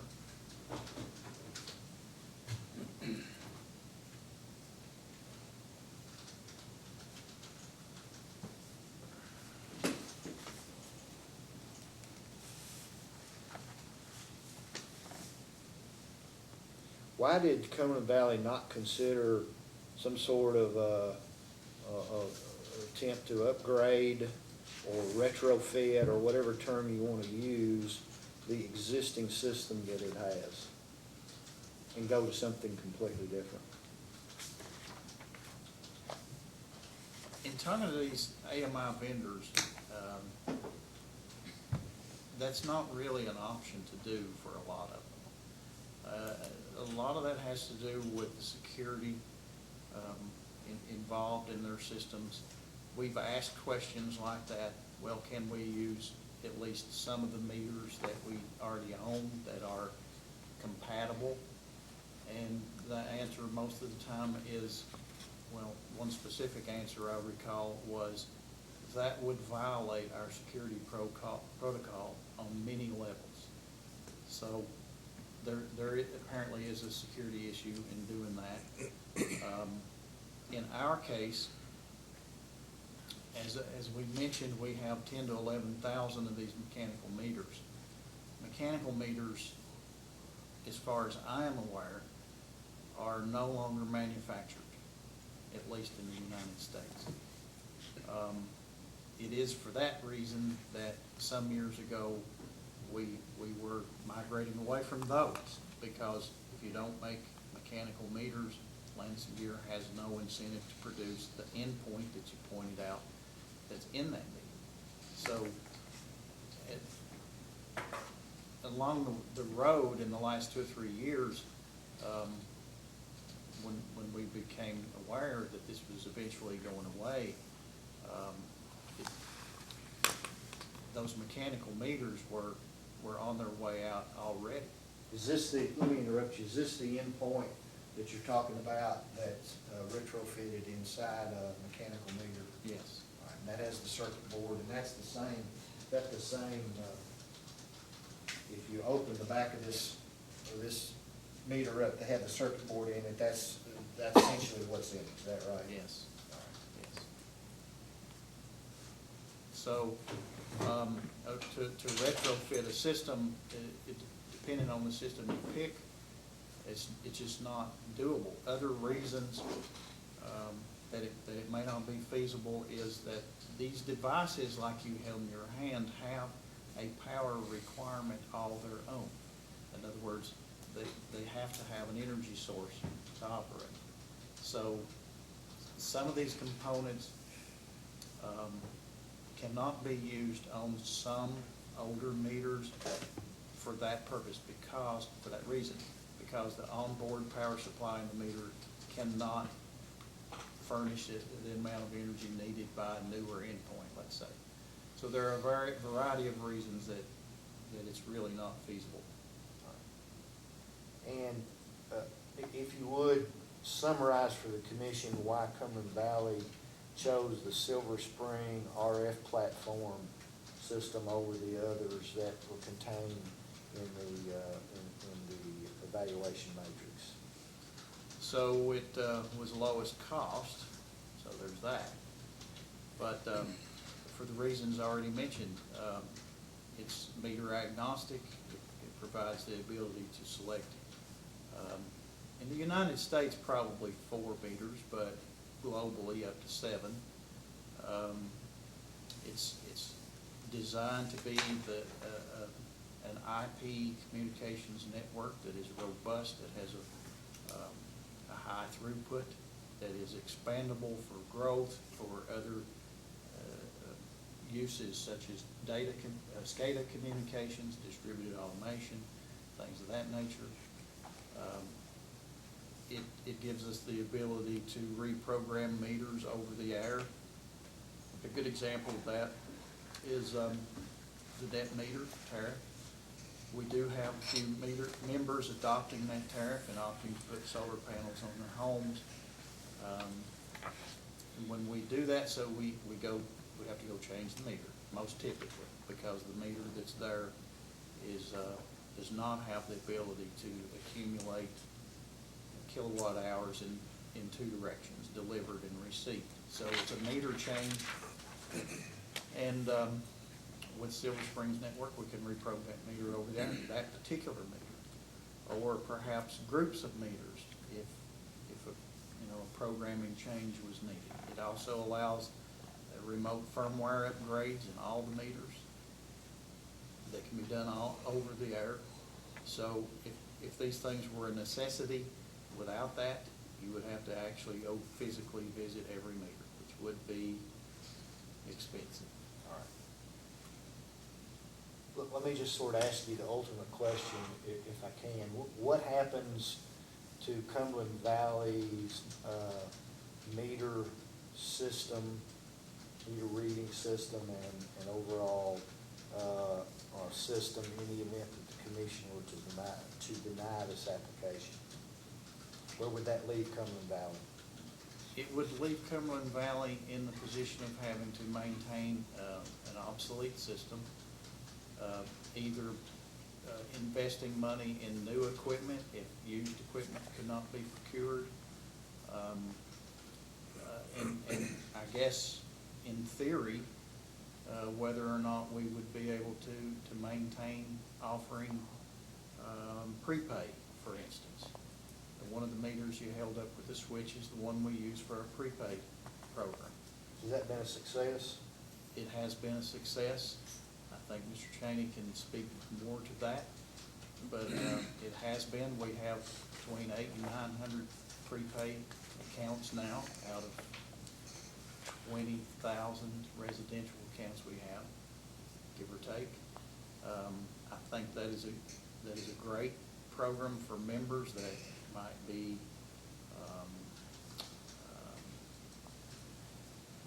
I don't know how to put it here, but members that have trouble paying their bills on time.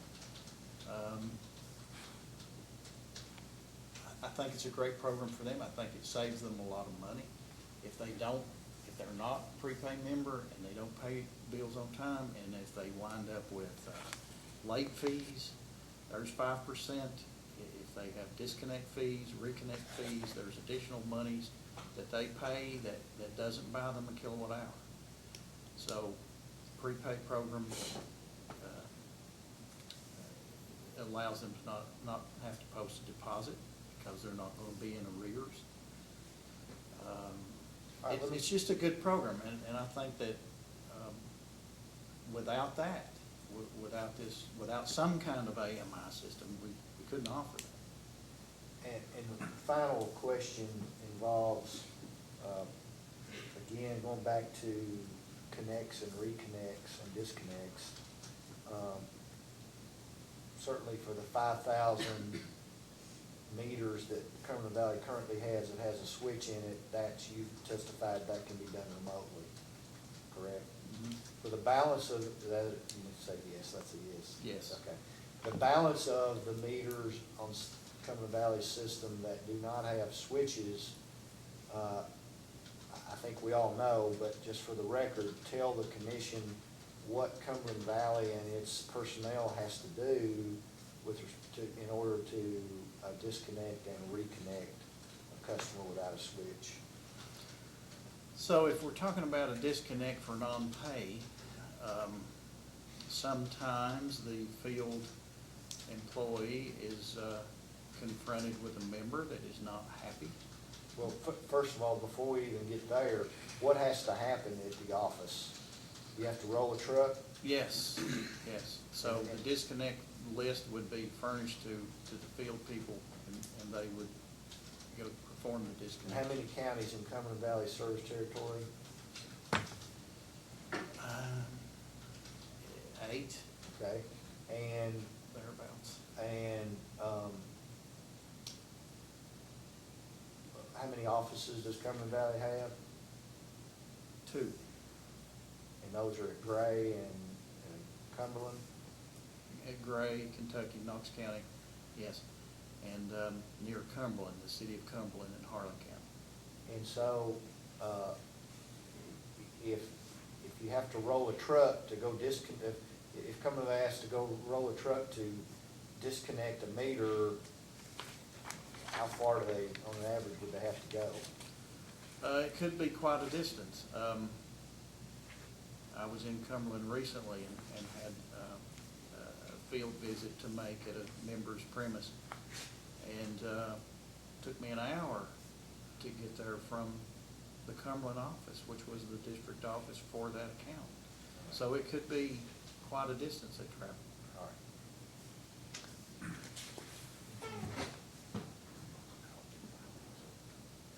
That's all I have, Mr. Chairman.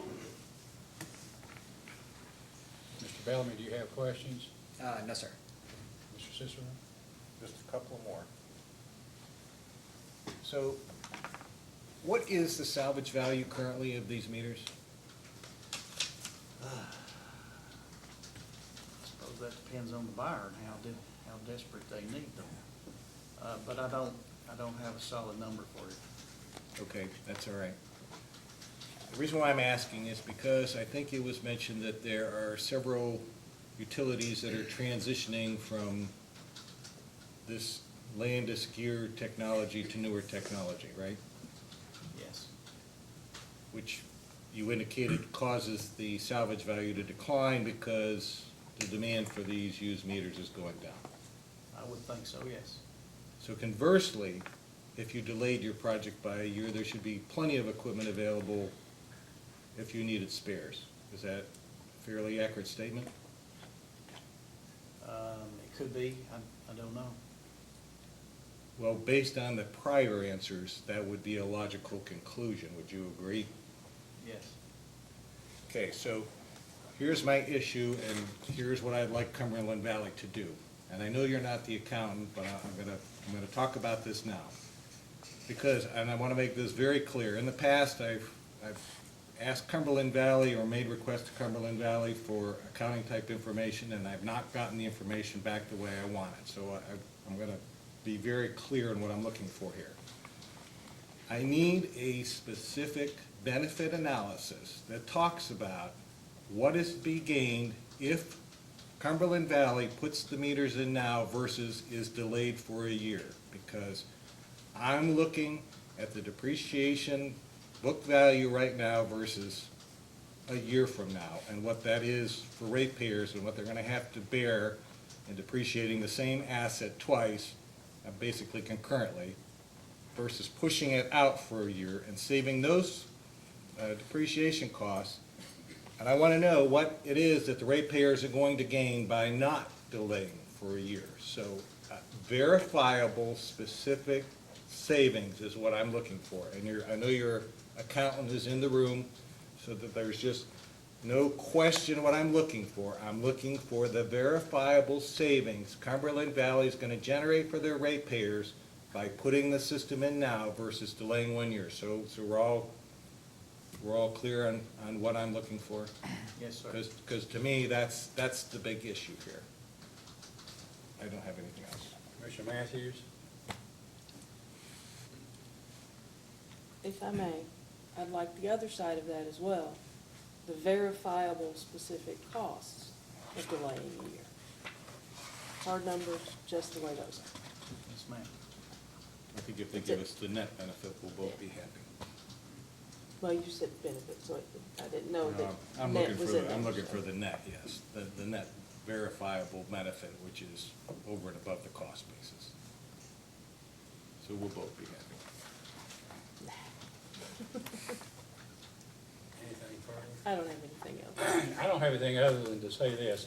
I would strongly recommend that Cumberland Valley provide this information in detail, because Cumberland Valley has a credibility problem with this commission.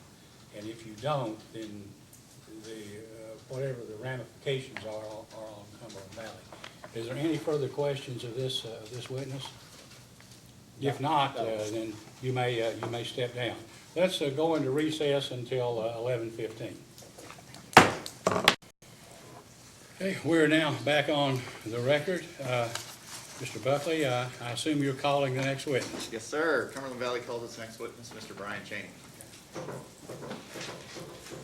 Please raise your right hand. You solemnly swear or affirm under penalty of perjury that the testimony you're about to give will be the truth, the whole truth, and nothing but the truth. Please be seated. Mr. Buckley, you may ask. Thank you, Mr. Chairman. Mr. Cheney, will you please state your full name for the record? Ryan Patrick Cheney, And by whom are you employed? Cumberland Valley Electric. What is your title? I'm an accountant. Are you responsible for various responses to certain data requests propounded by commission staff that were filed in this case? I am. Do you have any amendments or additions to make to those responses that you previously provided? No. If you were asked those same questions here today, would your responses be substantially the same? Yes. Mr. Chairman, I pass the witness. Mr. Bellamy, you may ask him. How you doing, Mr. Cheney? My name is doing Ben well. Bellamy. I just had a couple questions for you. With respect to, if you could refer to the commission staff's, Cumberland Valley's response to commission staff's second request for information and item 2 specifically? Yes, hold on one second. Sure. Just let me know when you see it.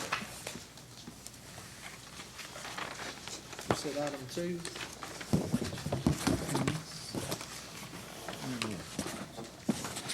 Okay, I'm ready. You ready? This is, and just looking through it, were you responsible, I guess, for the answer to this question?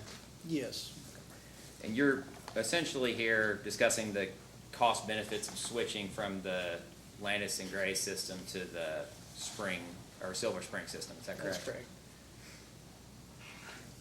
And now I'm gonna just refer to a specific part of it. In response to that request, you attached a number of exhibits, and I'm looking Exhibit B, which was attached in response to item 2. Okay.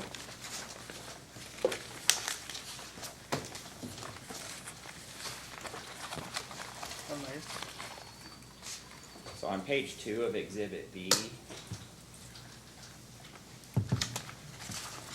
Yes, this $406,000 is that the total estimated cost that you came up with for disconnects and reconnects on Cumberland Valley's current system? yes, that's correct. The top item there, the disconnect, reconnect for non-payments. Those would be accounts that come out on the cutoff list once a month, and those accounts didn't have remote disconnect capabilities, so we would have to dispatch a serviceman to disconnect or reconnect those accounts. And then I guess I could explain the second portion as Sure. well. The member requested disconnect and reconnects. Those are also accounts on Cumberland Valley that currently don't have a disconnect or reconnect capability. So those accounts, the member called in and said, I'm either moving, or there's some reason that they wanted to disconnect or reconnect service. So those are those numbers.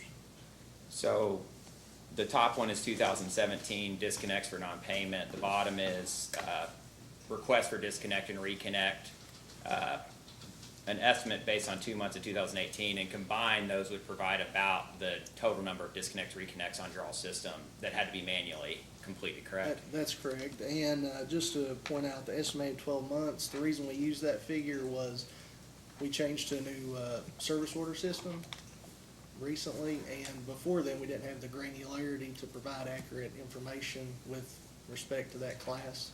So now got greater granularity, so that's the reason that's an estimate based on those 2 months. Sure. With respect to the amount, the cost of manually disconnect, reconnect of $56.45, in looking at the tariff, there's, the fee associated with disconnect and reconnect is $25 for business hours and $65 for out of business hours. Does that sound correct to you? That is correct. Okay. Where did the $56.50 number come from? Okay, so that's the labor hours for 1 hour of serviceman time and overheads, and adding in transportation expense.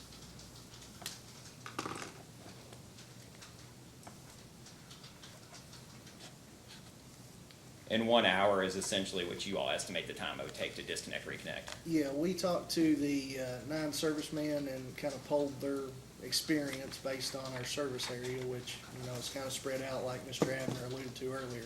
So on average, they estimate about an hour per disconnecting and reconnecting of an account.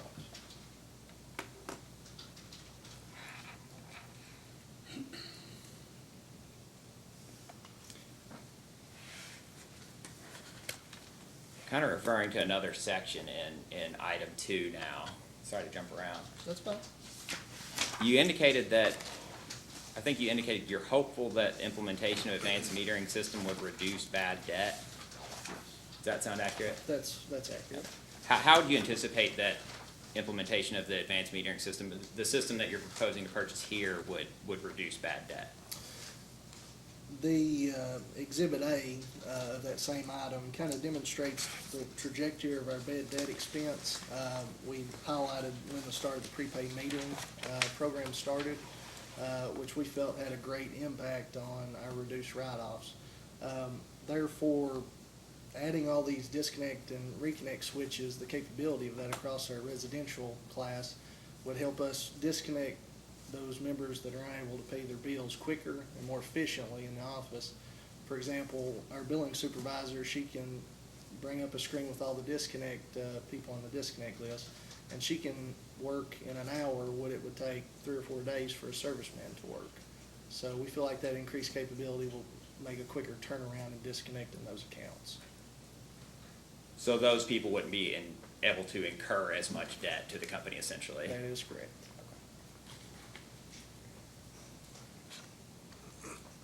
Referring to item 1 in the same response to commission staff request for information. Yes. And it's a response to 1A. Okay. And if you look, the first sentence, basically the first 2 sentences, and I'll read them to you real quick. It just says, Cumberland Valley will not know the precise undepreciated cost net book value of its existing TS2 system until it has substantially completed the proposed migration to the upgraded AMI system. This is because the existing meters will continue to depreciate until the new system has been installed and the old system has been finally removed from service. And I'm thinking this might just be unclear because there's some other statements in the response. With respect to the implementation, you agree, I think you all have estimated would take 2 to 3 years. Is that accurate? Yes. So during that period, certain equipment would be taken out of service as the new equipment is placed into service. Is that correct? That is correct. The equipment that's taken out of service, would you continue to depreciate that, or would the depreciation on that equipment stop as soon as the equipment's taken out of service? We would continue to depreciate until the full transition to the new system, and then we would need to see what value we could have, selling the TS2 equipment. And at that point, we would know what the undepreciated value was at that time.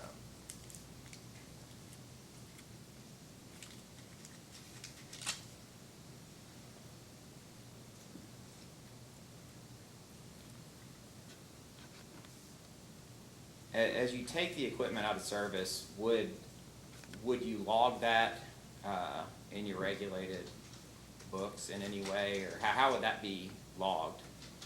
So the accumulated depreciation, it would continue on that same equipment and, every month until a time that we remove that, sell the equipment basically, which we don't know at this time how much value that equipment has. So that's gonna factor into what our undepreciated amount is and net book value. So that's the reason we're kind of waiting to see what value this equipment would have. If we have to purchase more equipment, would affect the book value of the TS2 system. That's kind of the reason in our response that we wanted to wait until a time that we knew those factors to actually convey what the undepreciated value would be. Okay, 1 second.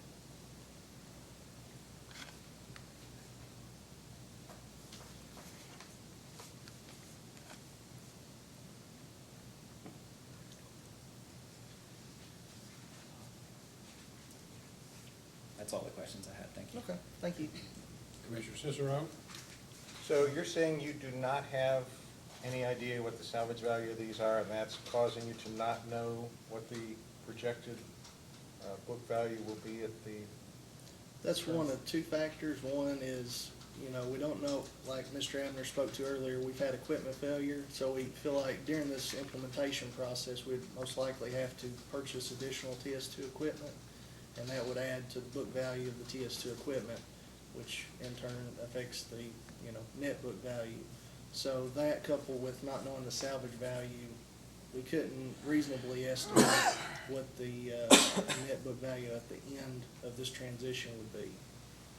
Well, the salvage value, you can go out and find out what market value of this equipment is right now, can't you? And come up with a reasonable expected salvage value, even projecting out how much it's gonna decline over the next couple of years. You can make a reasonable estimate, I would think. That's something we haven't done. We could try to get that information for you if you would like.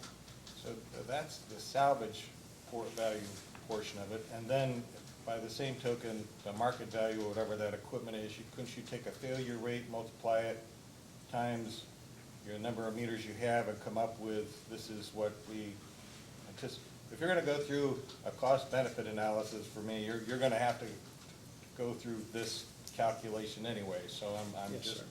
asking the question in Right. terms of letting you know what I'm looking for. I understand. Commissioner Matthews said I didn't say the net benefit, and I'm sure you understood I was talking about the net benefit, what the benefits are versus what the costs are, and that incremental portion is what you're gonna justify whether there's a delay here or not, because of the fact that I think it could wait a year before it's implemented, but Yes, sir. given that, As part of our response, we did take provide the information of what the net book value would be if we didn't sell the equipment or, didn't gain any value from the sale of the equipment, and if we didn't have to purchase additional information or additional TS2 equipment.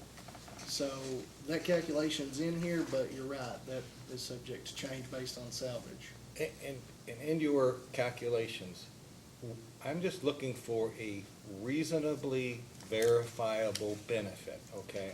I'm not looking to recreate the wheel, but I also don't like estimates that are based on general statements. We won't have as many drivers. How many drivers won't you need, okay? Understand, sir. And dollarize that as a savings versus whatever the depreciation is obviously a cost that's going to offset that, Okay, okay? I understand, sir.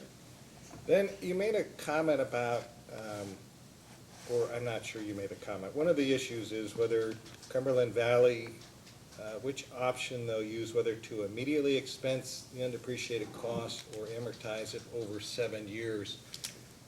From an accounting perspective, you wouldn't think that an immediate write-off of undepreciated assets, especially if it's anywhere close to this $2 to $4 million, that doesn't sound like it's really an option. I would, That's correct. We kept that option available in case we gained more salvage value of the TS2 system than we anticipated, but you're right. If it was this balance that we provided here, you would want to amortize that most likely. okay.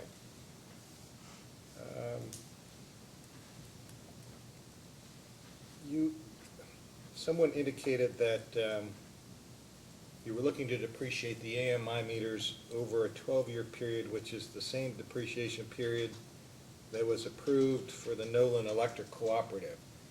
That's correct. And from an accounting perspective, shouldn't the depreciation be assigned based on what the manufacturer's suggested life is, rather than going back to a case just because it happens to involve AMI meters that probably aren't the same brand or style? I agree, and the 12-year period is kind of our experience with the Landis & Gear meter, the solid-state meters that Mr. Abner mentioned earlier.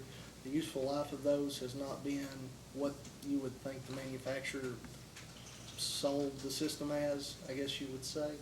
So 12 years we felt would be a more realistic representation of the useful life of these solid-state meters.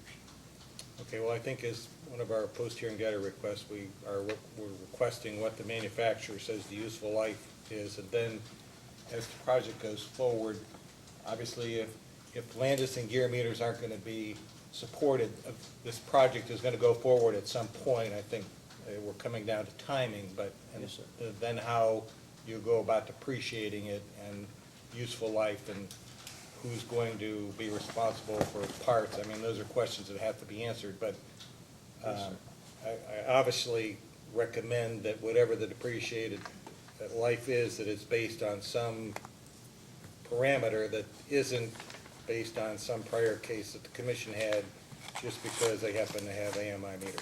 Yes, sir, I understand. And that's one of the issues with the undepreciated accumulation, is it was originally 30 years. In the electromechanical meters, that probably was fairly accurate. But as we transition to solid state, that leaves this issue. Yes, And, I saw the comment in there that had you done it based on it, you're making my point. If it had been done on a more realistic, useful life, the undepreciated value wouldn't be as great as it is, and this wouldn't be as difficult of a project trying to justify. Yes, sir. I don't have any other questions. Commissioner Matthews? I don't have any questions, thank you. I have no questions. Any redirect? Mr. Chairman, I just have a couple of questions regarding the Exhibit B to Cumberland Valley's response to staff's item, or request 1, item 2, I believe. This is regarding the estimated cost savings from adding the remote disconnect, reconnect functionality to all your meters. Okay, what was that again? It's Exhibit B, page 2 of 2. Okay. Staff referenced it earlier. Okay. It's from staff's second request, item 2, Exhibit B, page 2 of 2. So just to clarify, this figure, 406,000, is the savings that Cumberland Valley expects to achieve annually. Is that correct? That's correct. Following the implementation of this system. Yes. So, obviously, in 2019, the system won't be fully deployed, but you would expect some savings to begin in 2019. That's correct. And meters really are start in 2019, is that accurate? That's correct. The first 6 months of 2018 is more infrastructure setup, and then meters are next year. That's correct. But as the meters are put in place, Cumberland Valley will experience this amount of savings just by having the system with the remote disconnect feature. Is that That's correct. Okay. That's all the questions I had, Mr. Chairman. Anything further? I did have one follow-up question. Sure. Are you familiar with the contract with Silver Springs? Somewhat. I was involved in that process. Do you have any idea the contract was bid, if Silver Springs, or if Cumberland Valley doesn't go through with the project within a certain amount of time, is there a time period during which I guess the current price would be good for? So, I don't know the specific date, but I think our quote is based on a good through 2019, I think. We might have to verify that, but that's my recollection. And if we wasn't able to purchase that equipment in that time frame, then obviously we'd have to try to enter into another agreement, or the pricing could change. Would that be in the contract itself, I or don't one of the recall related if that's contract specific. documents? And I can just add that as, with respect to the post We hearing data have request. somebody here that can answer that question, Okay. Mr. Dose, I think. If he doesn't, we're happy to do a Okay. post-hearing. Okay, Yeah. Is I that don't have anything else. Anything further, Mr. Sisson or Mr. Matthews? Anything? No, sir. You may step down. Now, you have your third witness. Would you wish to call this witness? Do you have any questions of, It's a little unusual that we're asking a witness to come in that hasn't pre-filed testimony, but when we learned of the commission's interest in having a hearing, by the time the application was filed, we didn't think his testimony was necessary. Now things have changed a little bit, and the purpose for him being here is merely to be available for these kinds of questions. And so if the commission would allow me, I would like to put him on the stand and just take him through his qualifications and ask him a few questions as if on direct, and then turn him over. Mr. Goss, you may not only call this witness, but you may ask him anything and everything Thank you you. want. Thank you, Mr. Chairman. We'll call Chad Dose to witness stand. I sit here. Mr. Dose, please raise your right hand. Do you solemnly swear or affirm under penalty of perjury that the testimony you're about to give will be the truth, the whole truth, and nothing but the truth? I do. Please be seated. Mr. Goss? Thank you, Mr. Chairman. Mr. Dose, would you please state your full name for the record and tell the commissioners where you live and who you work for and what you do? My name is Chad Wayne Dose. I live in Minneapolis, Minnesota. I work for National Rural Telecommunications Cooperative, known as NRTC. I'm the Director of AMI Solutions for NRTC. And as the Director for AMI Solutions, give the commission an idea of what your job duties are. So NRTC represents the Silver Spring technology to, First of all, I'm sorry to interrupt you. Let's start even earlier than that. Tell the commission who NRTC is. so NRTC was founded in 1986 by the electric cooperative, NRECA. and CFC, the banking of the cooperatives, to be a technology arm or branch of the National Electric and Telecommunications Cooperatives. So we evaluate technology, we represent technology to the cooperatives, and have been involved in many technologies stemming from DirecTV through AMI systems to IP systems, voice over IP for telecommunications, internet service providers, fiber optic communications, 220 communications, any form of communications that the cooperative networks might need, we can provide a solution for. All right, give us, if you will, a summary, sort of a verbal curriculum vitae for yourself, if you would. Yes, I've been in the industry for about 15 years now. I started with Canon Technologies, which was a power line carrier system. Canon Technologies was acquired by Cooper Power System and then acquired by Eaton. And so I have experience there with the power line carrier technology that is competitive to the Landis & Gyr power line carrier, as well as other power line carriers in the market. The Eaton technology that was procured was an RF technology as well. So Can and Cooper Eaton had power line carrier and RF technology available. I came to NRTC about 6 years ago from the corporate market and started representing other RF point-to-point, multi-point technologies in the cooperative space as well. NRTC is owned by the 900 electric cooperatives, and so my job is to go out and explain technology to the 900 electric cooperatives. Cumberland Valley was interested in AMI solutions, and so my background allows me to talk about multiple solutions, and specifically the one that we're offering today, which is the Silver Spring solution. And what is your education? I have a Associate of Telecommunications degree from Western Iowa Tech in Sioux City, Iowa. All right. And you've been in the workforce now how many years? 20 years, I think. Okay. About 20 years in IT and communications technology. All right. And so let's go back. I interrupted you. You were about to tell us what your specific job duties were as the Director of AMI Solutions at NRTC. Yeah, so I get the opportunity to work directly with the vendor, which is Silver Spring. We have a contract with Silver Spring Technologies to represent the Silver Spring solution to the 900 electric member cooperatives, to be a sales arm for them nationally in the cooperative market. We have 6 regional salesmen that cover nationally, and then I go nationally to help fill in the details of the technology.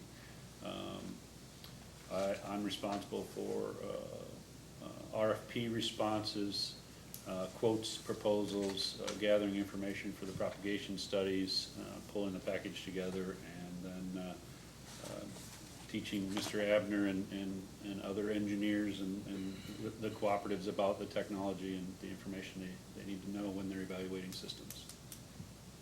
Did NRTC's assistance to Cumberland Valley begin after or during the RFP process, or about when did it begin? NRTC's worked with Cumberland Valley for years. I actually was in a unique situation where at the beginning of 2016, I represented another technology, which was the census point-to-multipoint technology. That contract went end of life because the technology did not have the future needs that we see the cooperatives needing, and so we no longer represent that technology. And I had the opportunity to bring in the Silver Spring technology and meet Mark a second time to talk about a second technology. And if you would, briefly explain the technology associated with the Silver Spring network that Cumberland Valley has chosen. Yep. So it's an unlicensed 900 megahertz mesh solution. That's 902 to 928 frequency in the ISM band of communications. It is an RF mesh technology, meaning that the meters talk to the meters, the neighbors of them, of each other.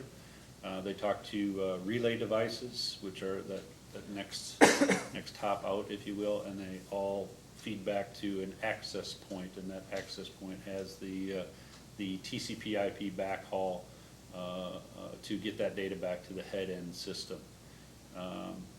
The highlight of the Silver Spring technology that makes it different than everyone else's is that it is an IPv6 open standards network. It is not a proprietary network that was developed by a meter manufacturer just to perform meter reads. It implements a communication standard, which is IPv6. That IPv6 network first solution provides a great amount of throughput and bandwidth for data requirements now and in the future. It also, as Mr. Abner mentioned, works to prevent the issues of backward compatibility that we see with the technology that Cumberland Valley currently has, where TS1 has gone end of life. There isn't a supporting technology to not even a firm to go back and support that technology because it's gone end of life. It's physical components. In my sales pitch, in my technology pitch, I talk about cell phones and what they've become today, right? The cell phone of a 2G cellular network, when we were paying 25 cents a text, was reliant on 2G technology, and now the 4G and even LTE and the future of 5G technology is reliant on TCP/IP communications. And so now you see the capabilities expanding in cell phones because it's all based on that IP technology, TCP/IP technology, as opposed to, again, proprietary, like a 2G technology. And IP is Internet Protocol? Yes, sir. All right. And so first of all, is the Silver Spring IP or the RF mesh platform, is that sort of the best and greatest technology available in 2018 as we sit here today Yeah. for this purpose? Yes. NRTC had the opportunity, we continue to evaluate technologies for the cooperatives. That's really our job. And we've evaluated essentially all of the meter vendors that are out there. And this communications company has nearly 27 million endpoints deployed in the United States. Florida Power and Light, ComEd, PG&E, millions of endpoints in Chicago, San Francisco, Florida. And so what you have is a robust, high throughput, high bandwidth, industry standard IP network that is it's really been designed for that very large IOU market. And now we've been working with Silver Spring to price that accordingly to enter into the cooperative markets so that rural America can benefit from the technology that the urban areas are benefiting from. The way I have tried to, as a layman, tried to visualize this, and I'm not a tech person at all, I struggle with that sort of thing, but the way I visualize it is a communications platform here, two components to this, a communications platform here and a meter platform here that sort of makes up any AMI system, including Cumberland Valley's. Am I thinking about that right? That's absolutely correct. And so what we've been talking about is the communications platform with the Silver Spring network. Correct. Now let's talk about the meter part of the equation. We've heard some testimony about the fact that the Silver Spring RF mesh platform is meter agnostic. What does that mean? Yeah, so the network reads tables out of the meter. ANSI, American Standard Coding Information Interchange, I think is what ANSI stands for. But every meter, the electronic meters that you see now have a coded table in them, right? So the board reads the table. The older meters that you saw, the mechanical meters, they counted the pulse, right? So all you've got a weighted pulse. Now the meters have memory in them. They can store KWH, kVAR, time of use, blinks, outage, duration, voltage, any number of 40 to 50 different options of values that can be collected out of a meter that was just KWH. And so all meters have gone to this smart meter with an ANSI table in them.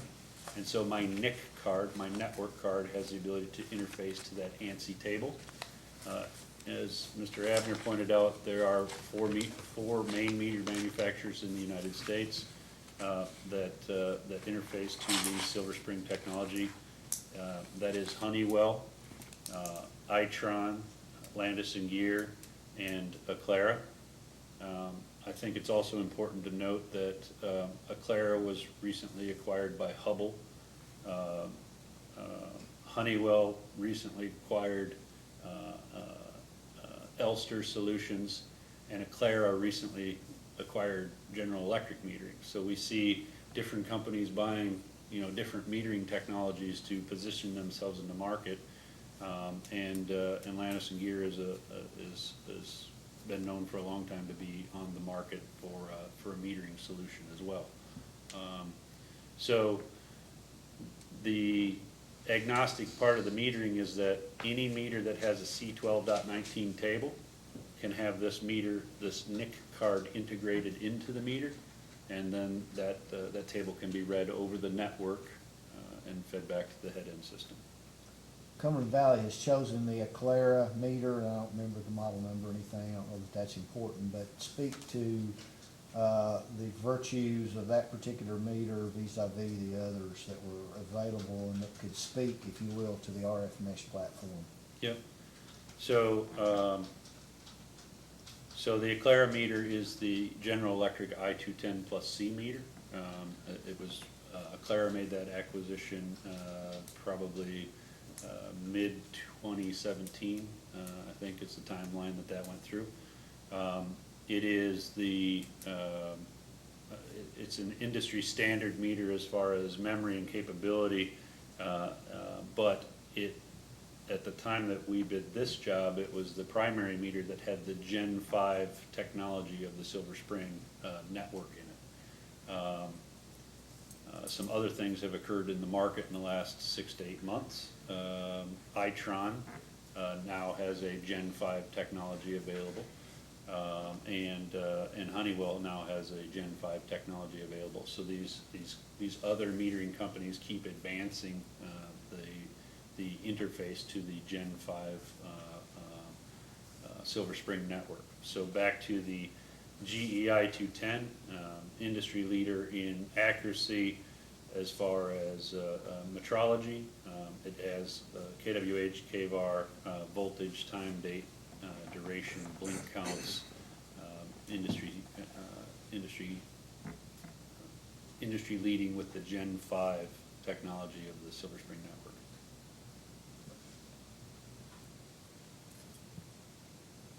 Are you comfortable, I mean, if you were a Cumberland Valley, if you were the chief operating officer or the chief executive officer of Cumberland Valley, or the chief engineer, whoever at Cumberland Valley, would you be satisfied with the choice of the Aclara meter in this particular situation? Yes. And there have been some questions about the geography and the topography of the Cumberland Valley service territory, which we all recognize is very mountainous and rural.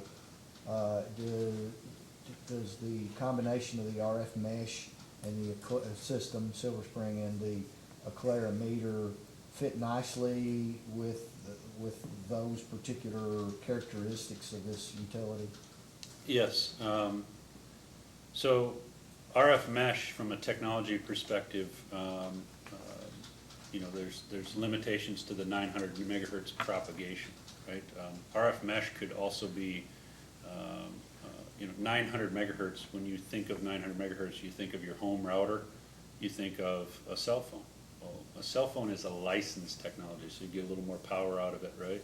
But a 900 megahertz mesh is unlicensed. So what are the benefits to the Silver Spring network over and above other 900 megahertz mesh solutions that are from other meter manufacturers?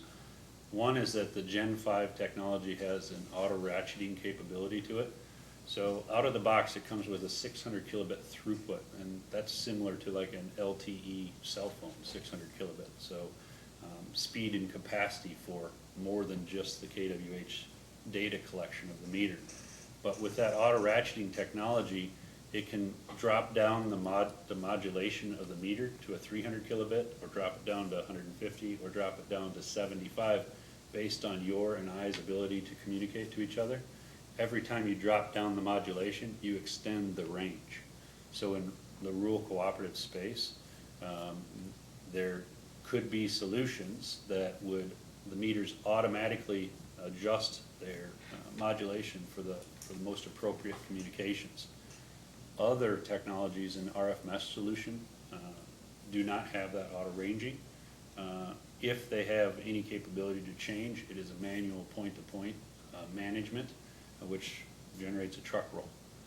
Because this is an IP network first, it says, okay, it evaluates its communication statistics and says the meter, the device, the endpoint automatically detects if there's a better communications for our setting of rural America.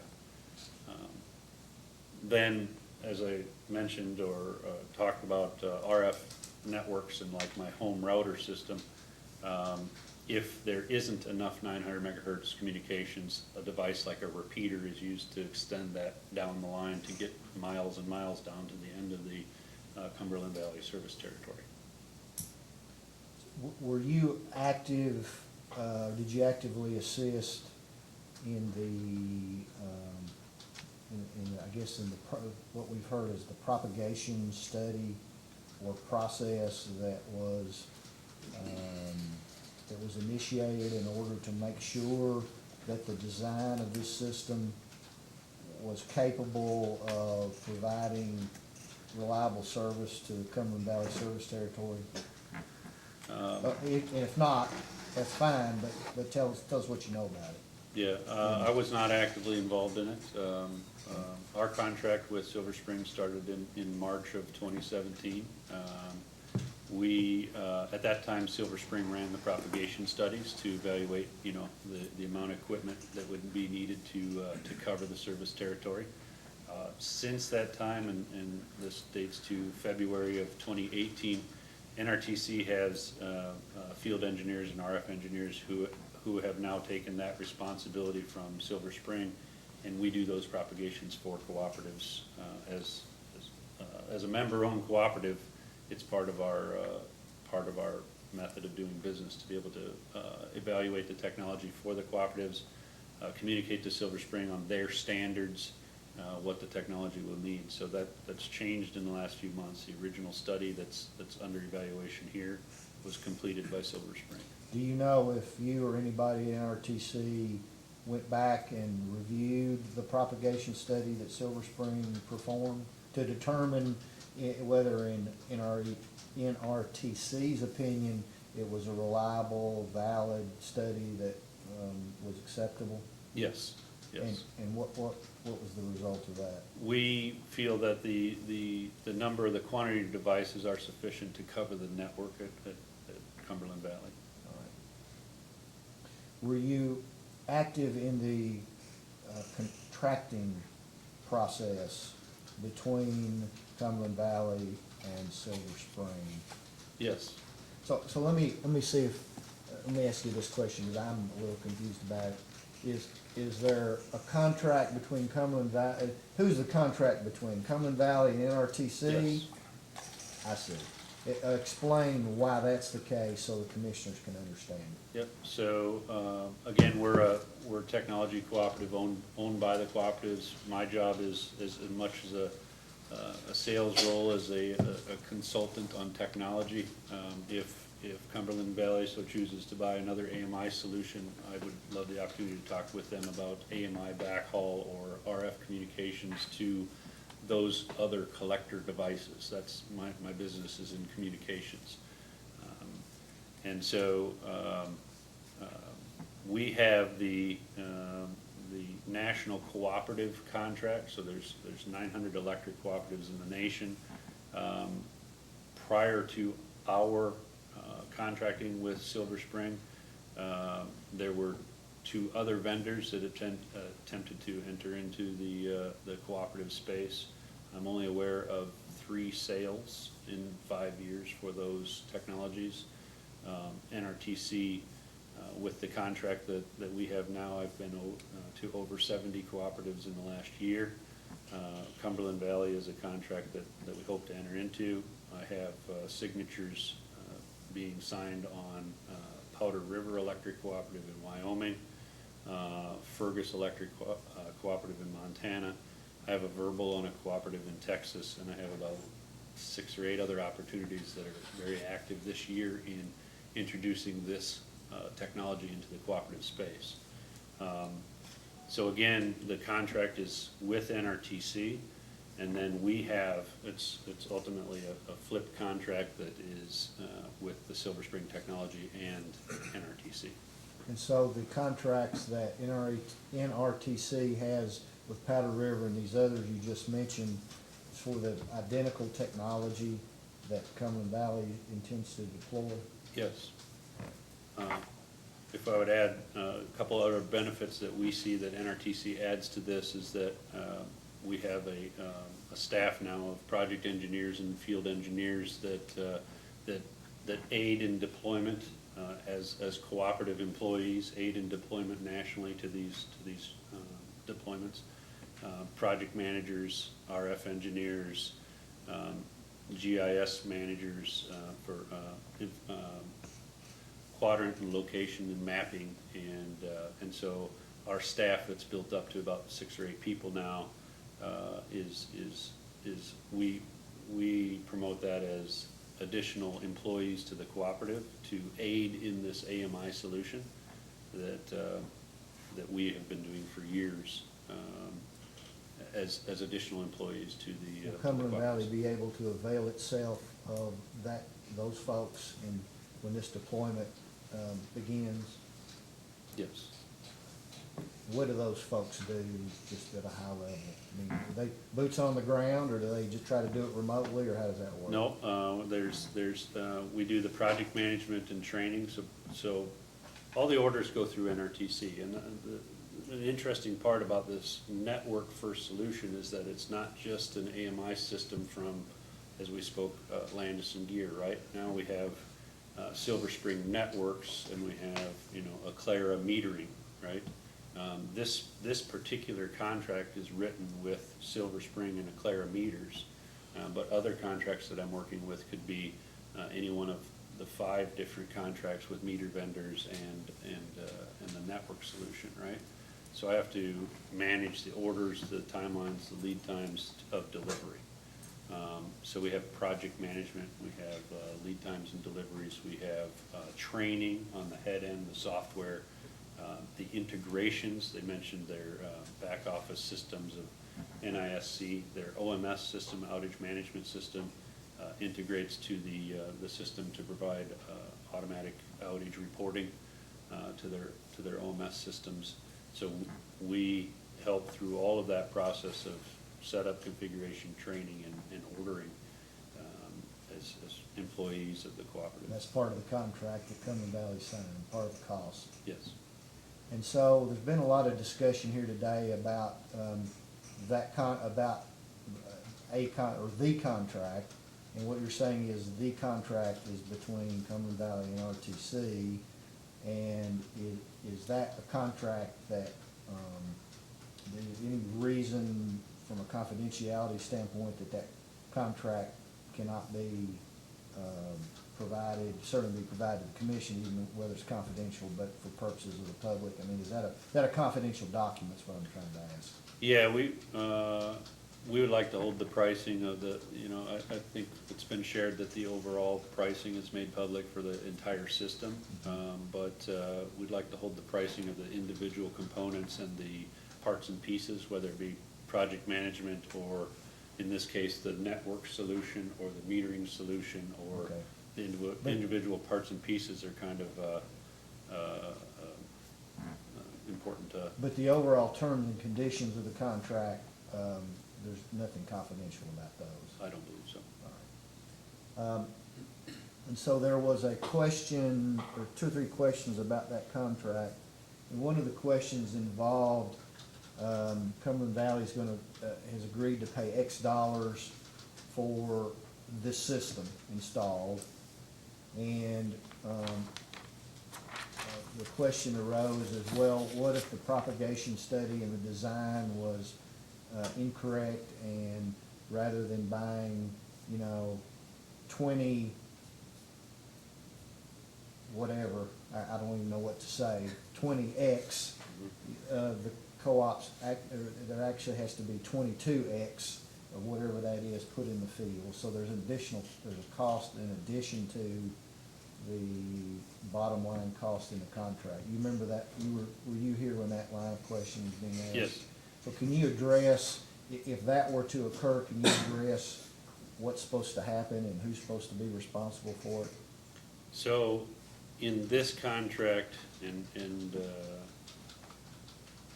specifically by memory, without having it in front of me, specifically by memory, I don't believe there's any contract clauses for over and above that cover additional equipment over and above that's required.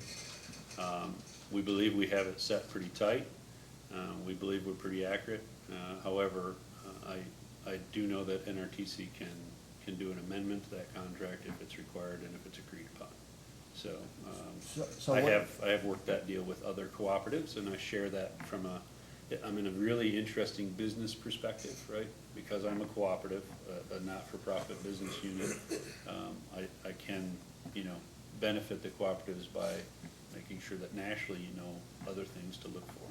And Okay. this is not currently in the Cumberland Valley for over and above coverage. So if 22 of an item needed to be bought instead of 20, which was designed, currently, the way the contract's written, it would be Cumberland Valley's responsibility to pay for it. Yes, Well, you're saying you think that could be somehow yeah.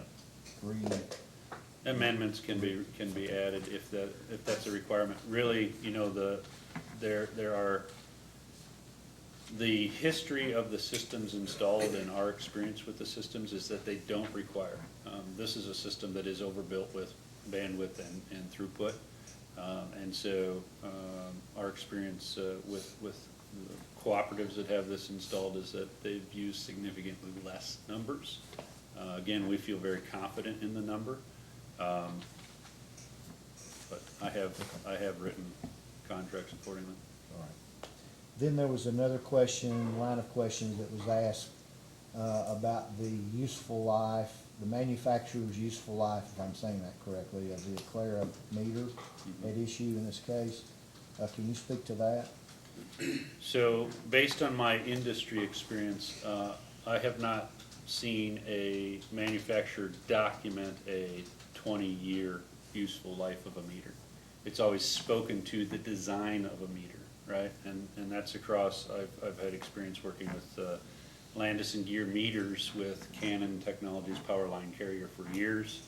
I've had experience with the GE I210s, which are now Aclara meters, Honeywell, and Itron meters in my last 14, 15 years of service. And again, to my knowledge, they're designed to 20 years of service. I don't know any manufacturer that has documented 20 years of service. In the industry and in the exposure that I've seen deploying these systems dating back to power line carrier, 20 years was always kind of that number to shoot for.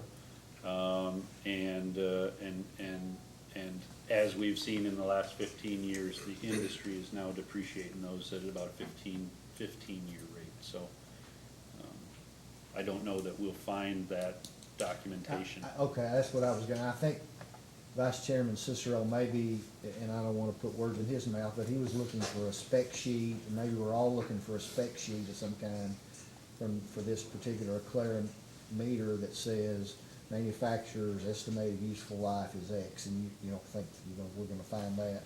No, what we know for, what is documented is the standard warranties, and standard warranties in these electronic meters are 12 or 18 months. It's 12 months from installation or 18 months from manufacture, and that's a standard warranty across the industry.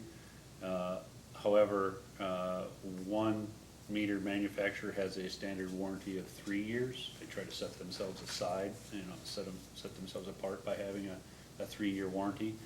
Any meter manufacturer will, you can acquire for a few pennies additional years. The thing to keep in mind is that you're talking about a network card and a meter. And so when you do that, you have warranties that need to match. The warranty of the network card and the warranty of the meter need to match. And so currently, with the Eclair meters, it's the 12 to 18 months. And currently, the NIC card that is in the meter, network interface card, is the same, that matches the Eclair meter. And you're not an accountant, we all realize that, but I'm gonna ask you a question that has some accounting in it. One of the questions, again, I think from the bench a minute ago, was, Cumberland Valley needs to really consider trying to match the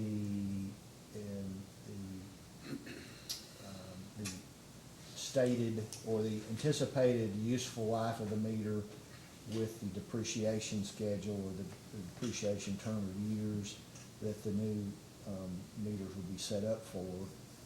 Cumberland Valley, I think, in this case, has asked preliminarily for a 12-year depreciation period for the new meters if this application is granted.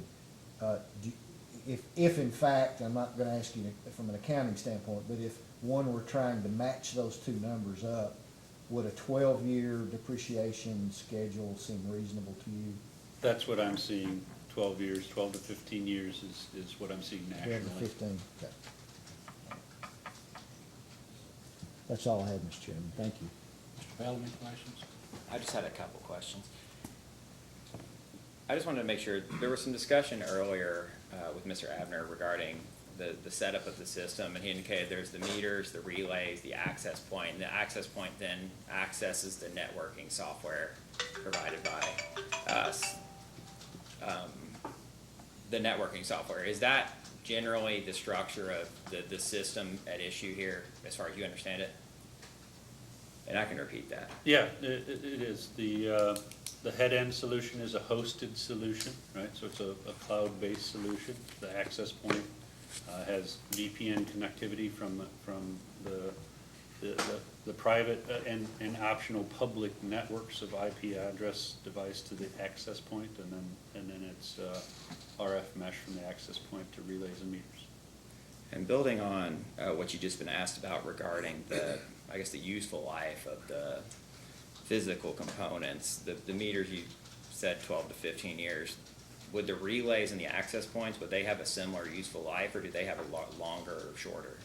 The field equipment is generally designed to 20 years. I would say the depreciated value of 15 is probably accurate.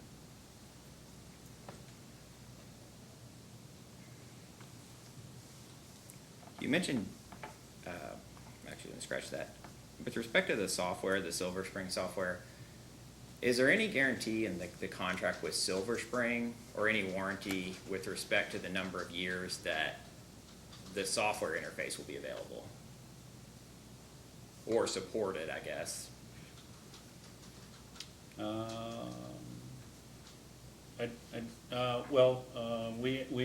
We can enter in, I don't remember what the term was on this SaaS agreement, but the software as a service agreement can be entered into for any number of years. A minimum of 3 years, as a contracted term. But I have just finalized contracting for 10 years of the software. And if Yeah. interested, we could make that longer. I think there was some information in the records, I believe, that indicated it was approximately 10 years. Would that be the guaranteed time that they would guarantee the software available? Yes.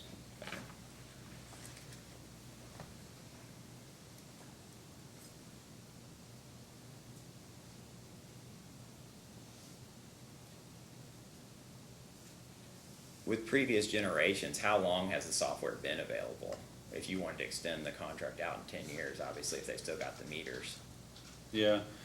I think the Silver Spring technology started in 2012, I think it's 2012 or 2010. But the generations have changed, so I spoke earlier about the current technology is the Gen 5 technology with the 600 kilobit throughput.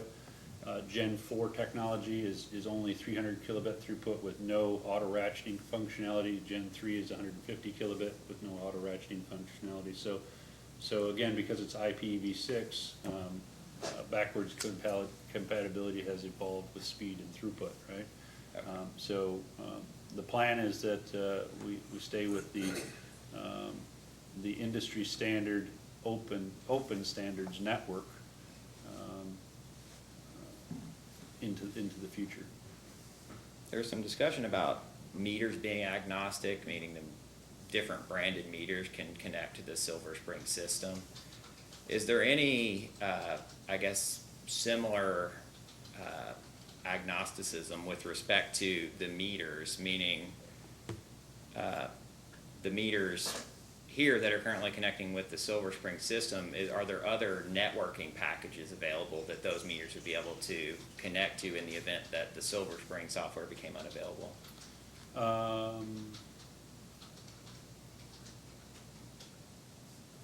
No, I don't see that.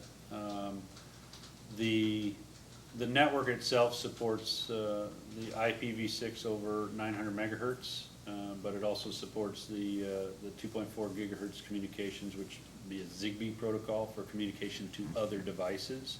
But without the head end, which is the communications head end, I don't see that. I don't see other systems could support it.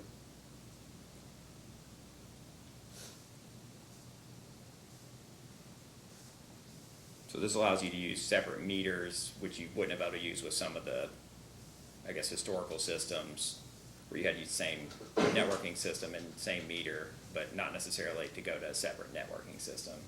Yeah, what this really does in the market is, take for example, the Landis & Gyr TS2 system. TS1 was Hunt Technologies, right? Landis & Gyr bought that Hunt Technologies as a power line carrier, and then they evolved it into the TS2 that it is today. Landis & Gyr also acquired Metrum, which is a cellular-based technology. Silver Spring and all of that then with the Landis & Gyr meters, you can get optional meters, but typically that optional meter costs more. When the network solution is chosen, meters become competitive in pricing. They've effectively lost two-thirds of a job, of an AMI job, is in metering hardware typically. And when they've lost two-thirds of that hardware sale, Landis & Gyr is real interested in selling that integrated meter. Aclara is really interested in Itron. All the players come back to bid this two-thirds of that job. And so that offered a really good price with the Aclara metering that Cumberland Valley chose. Is there any type of deadline in the contract regarding the current price? Like, they need to begin work on the project by X date to keep the current price, or reach substantial completion by X date to keep the current price? We had originally hoped that this would be passed, about this time this year. We hold the pricing for the 3-year term of the contract. meaning that there won't be pricing increases on any of the products over the life of the contract. I believe that we could sustain some form of delay if that's required. It's not necessarily ideal for us. We'd like to have Cumberland Valley as that win in the cooperative space. We'd like to have them as a premier account that other cooperatives come and visit and see this technology in rural, terrain. But it was set up as a 3-year pricing scheme, and it is not it's not currently set to expire. So meaning, if, for instance, if the project was begun in a year and it was completed in 2 years, you would still get the price. If it was begun in 2 years and half was completed in 1 year and the other half was outside the 3 years, the first half, all the components you bought would be within this price, and the second, there might be a different price. Cooperatively, we'll set it up for the entire set of meters, right? It just comes down to when you start. Thank you.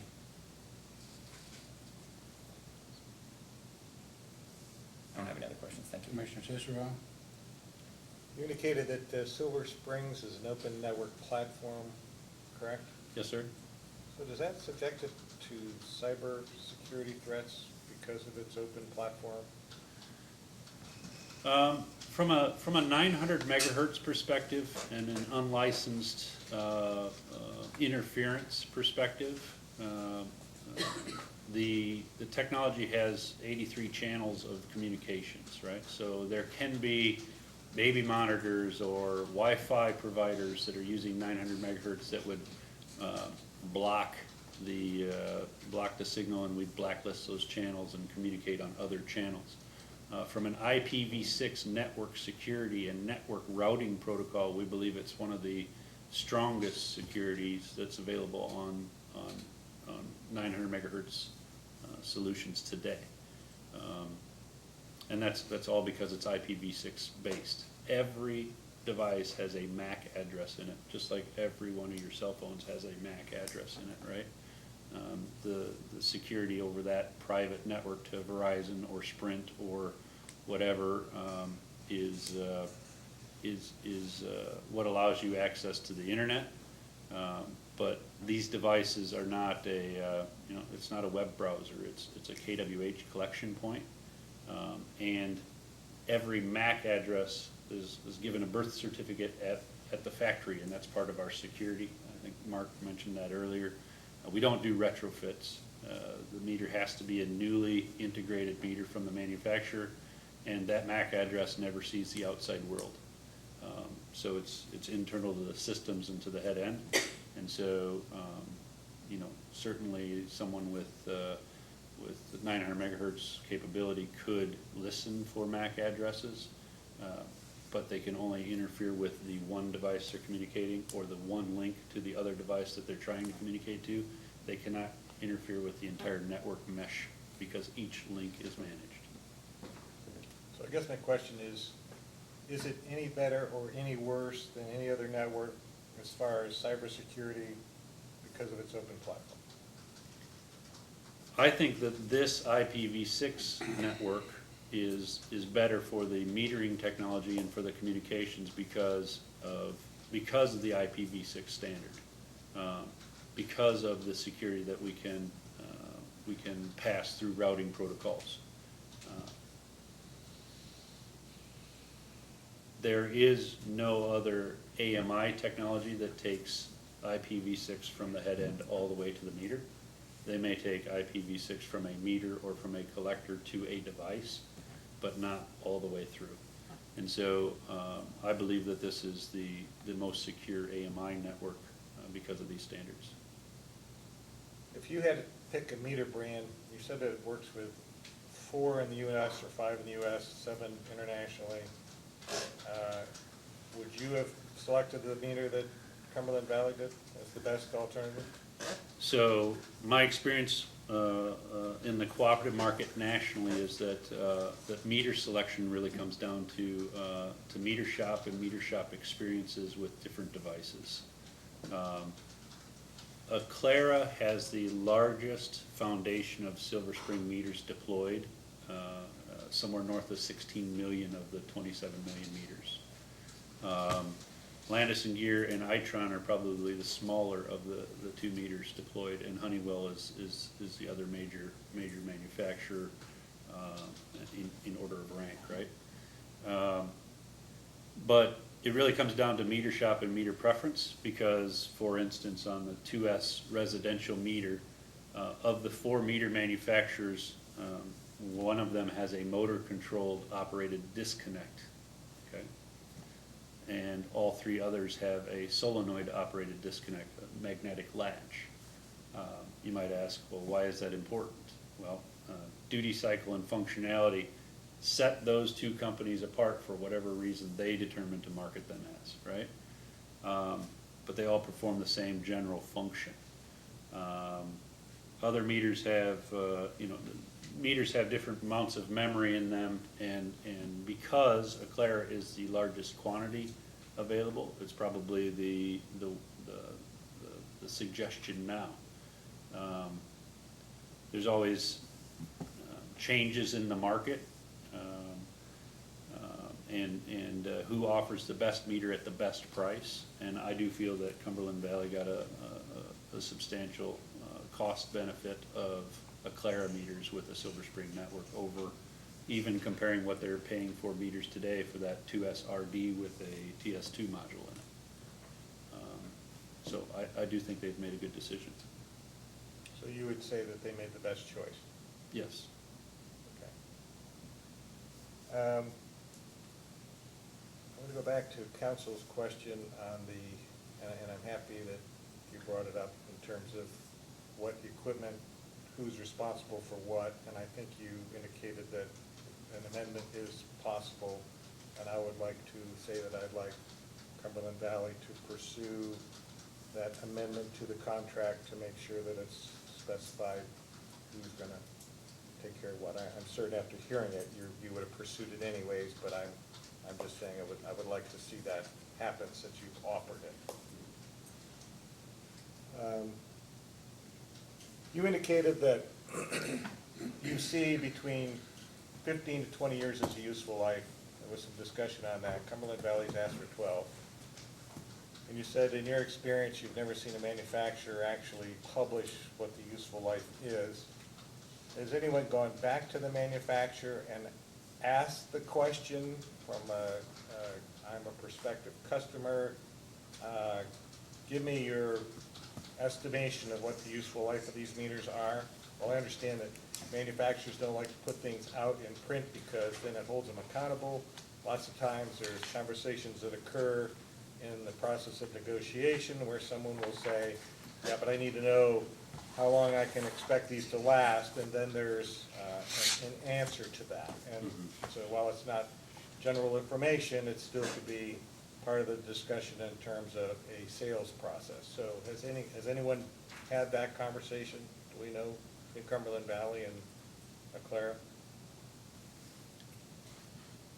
I feel comfortable in saying that in my experience working at Cooper, who was we developed components, communications components for different vendors of meters, and working with different vendors of meters that all meter manufacturers, and then at NRTC with another meter manufacturer, Census, all meter manufacturers design their product to a 20-year life. However, all meter manufacturers warrant their product to a 12-year life, or 12 to 18 months. Yeah, I understood the warranty period is really not. So from an 20-year accounting standpoint, design is different than expected life. What would you say the industry standard is? I'd say it's right at 15 years. Okay, so from that perspective, we may be looking at 15 years, but as a basis. I don't have anything else, Mr. Chairman. Mr. Matthews? I don't have anything, thank you. I don't have anything, Mr. Goss, No, any sir. redirect? No, sir. Okay. You may stand down. Thank you. Do you have anything further, No, Mr. Goss, to no. put on? And I know there were apparently gonna be several data requests. And then, Commissioner Cicero and Commissioner Matthews asked for, I guess, something maybe in addition to a data request, which was a, sort of a cost-benefit analysis involving the time period in these 2 meters. So what I'd like to do is ask you, Mr. Goss, how much time your client will need to provide the answers to the data requests and the analysis that 2 of our commissioners requested. May I have just a second? Yes, you may.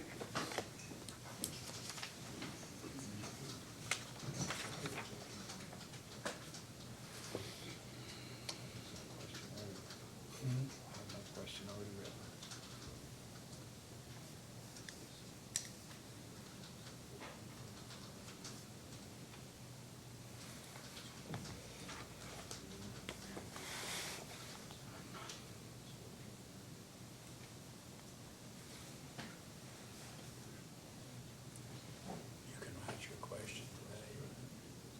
I think I'll satisfy her. Mr. Chairman, I know typically post-hearing data requests, I think there's 8 or 10 or something here. We would try to answer in 7 to 10 days. I think we're gonna need a little additional time. We would request 20 days All right. to get this done, and certainly we'll endeavor to get it done sooner than that. But, or something close to 20 days, whatever works on the calendar. All right, well, let's do this then. The staff's data request will be due on or before Friday, June 1st, and Cumberland Valley's responses on or before Wednesday, June 20th. How would that be? Yes, We'll sir. give you the 21st to make it 20 days, 21st.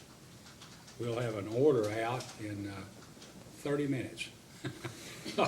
So, in fact, I've already got it. I just gotta change the date. So, Somehow I thought you might. yeah, anyway, if that's okay, is there Yes, sir. is there anything else then? If we need additional time, we'll ask for it, but I don't think we will. Okay, all right, thank you. In which case, this hearing is now adjourned. Thank you very much.